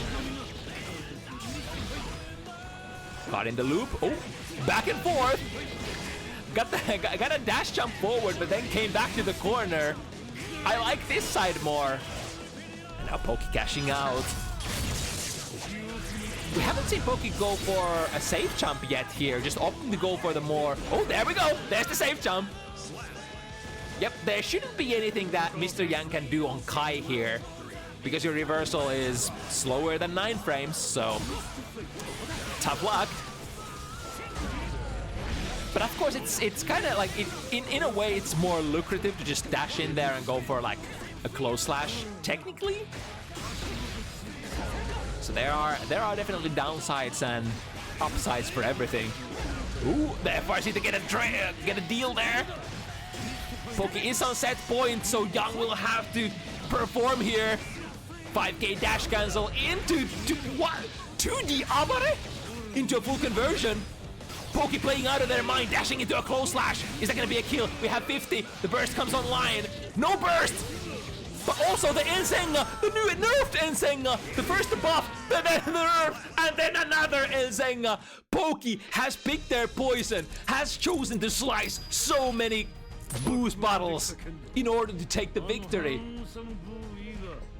And it works out successfully. Man, if that was the unnerved Ensenga damage there, that would have killed off the wall. All right, I see you, Poki.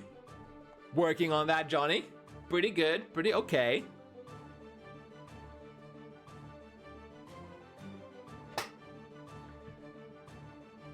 Perhaps a new star is about to rise. We see. Poki's Anji is at a super high level already, so it's like realistically any character switch is gonna take a lot of time in the oven if you want to bake it. When you start reaching like that, around that skill level where you're like reaching like 2k rating update rating, you're starting to potentially hit the top 8 spots maybe in some of the weekly tournaments.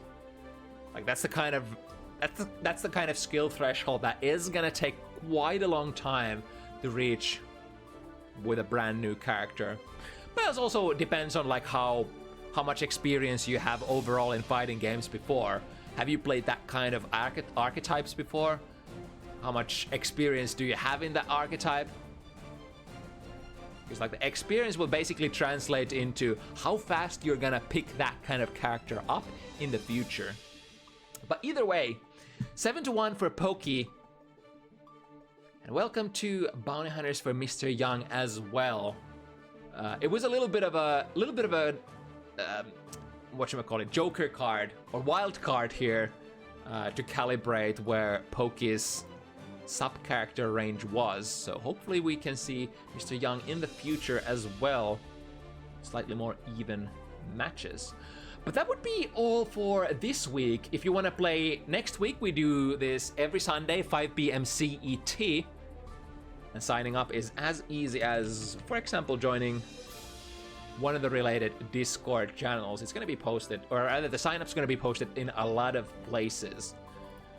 Let's see if there's some Guilty Gear Strive action happening currently in twitch.tv, where I could send you guys off to.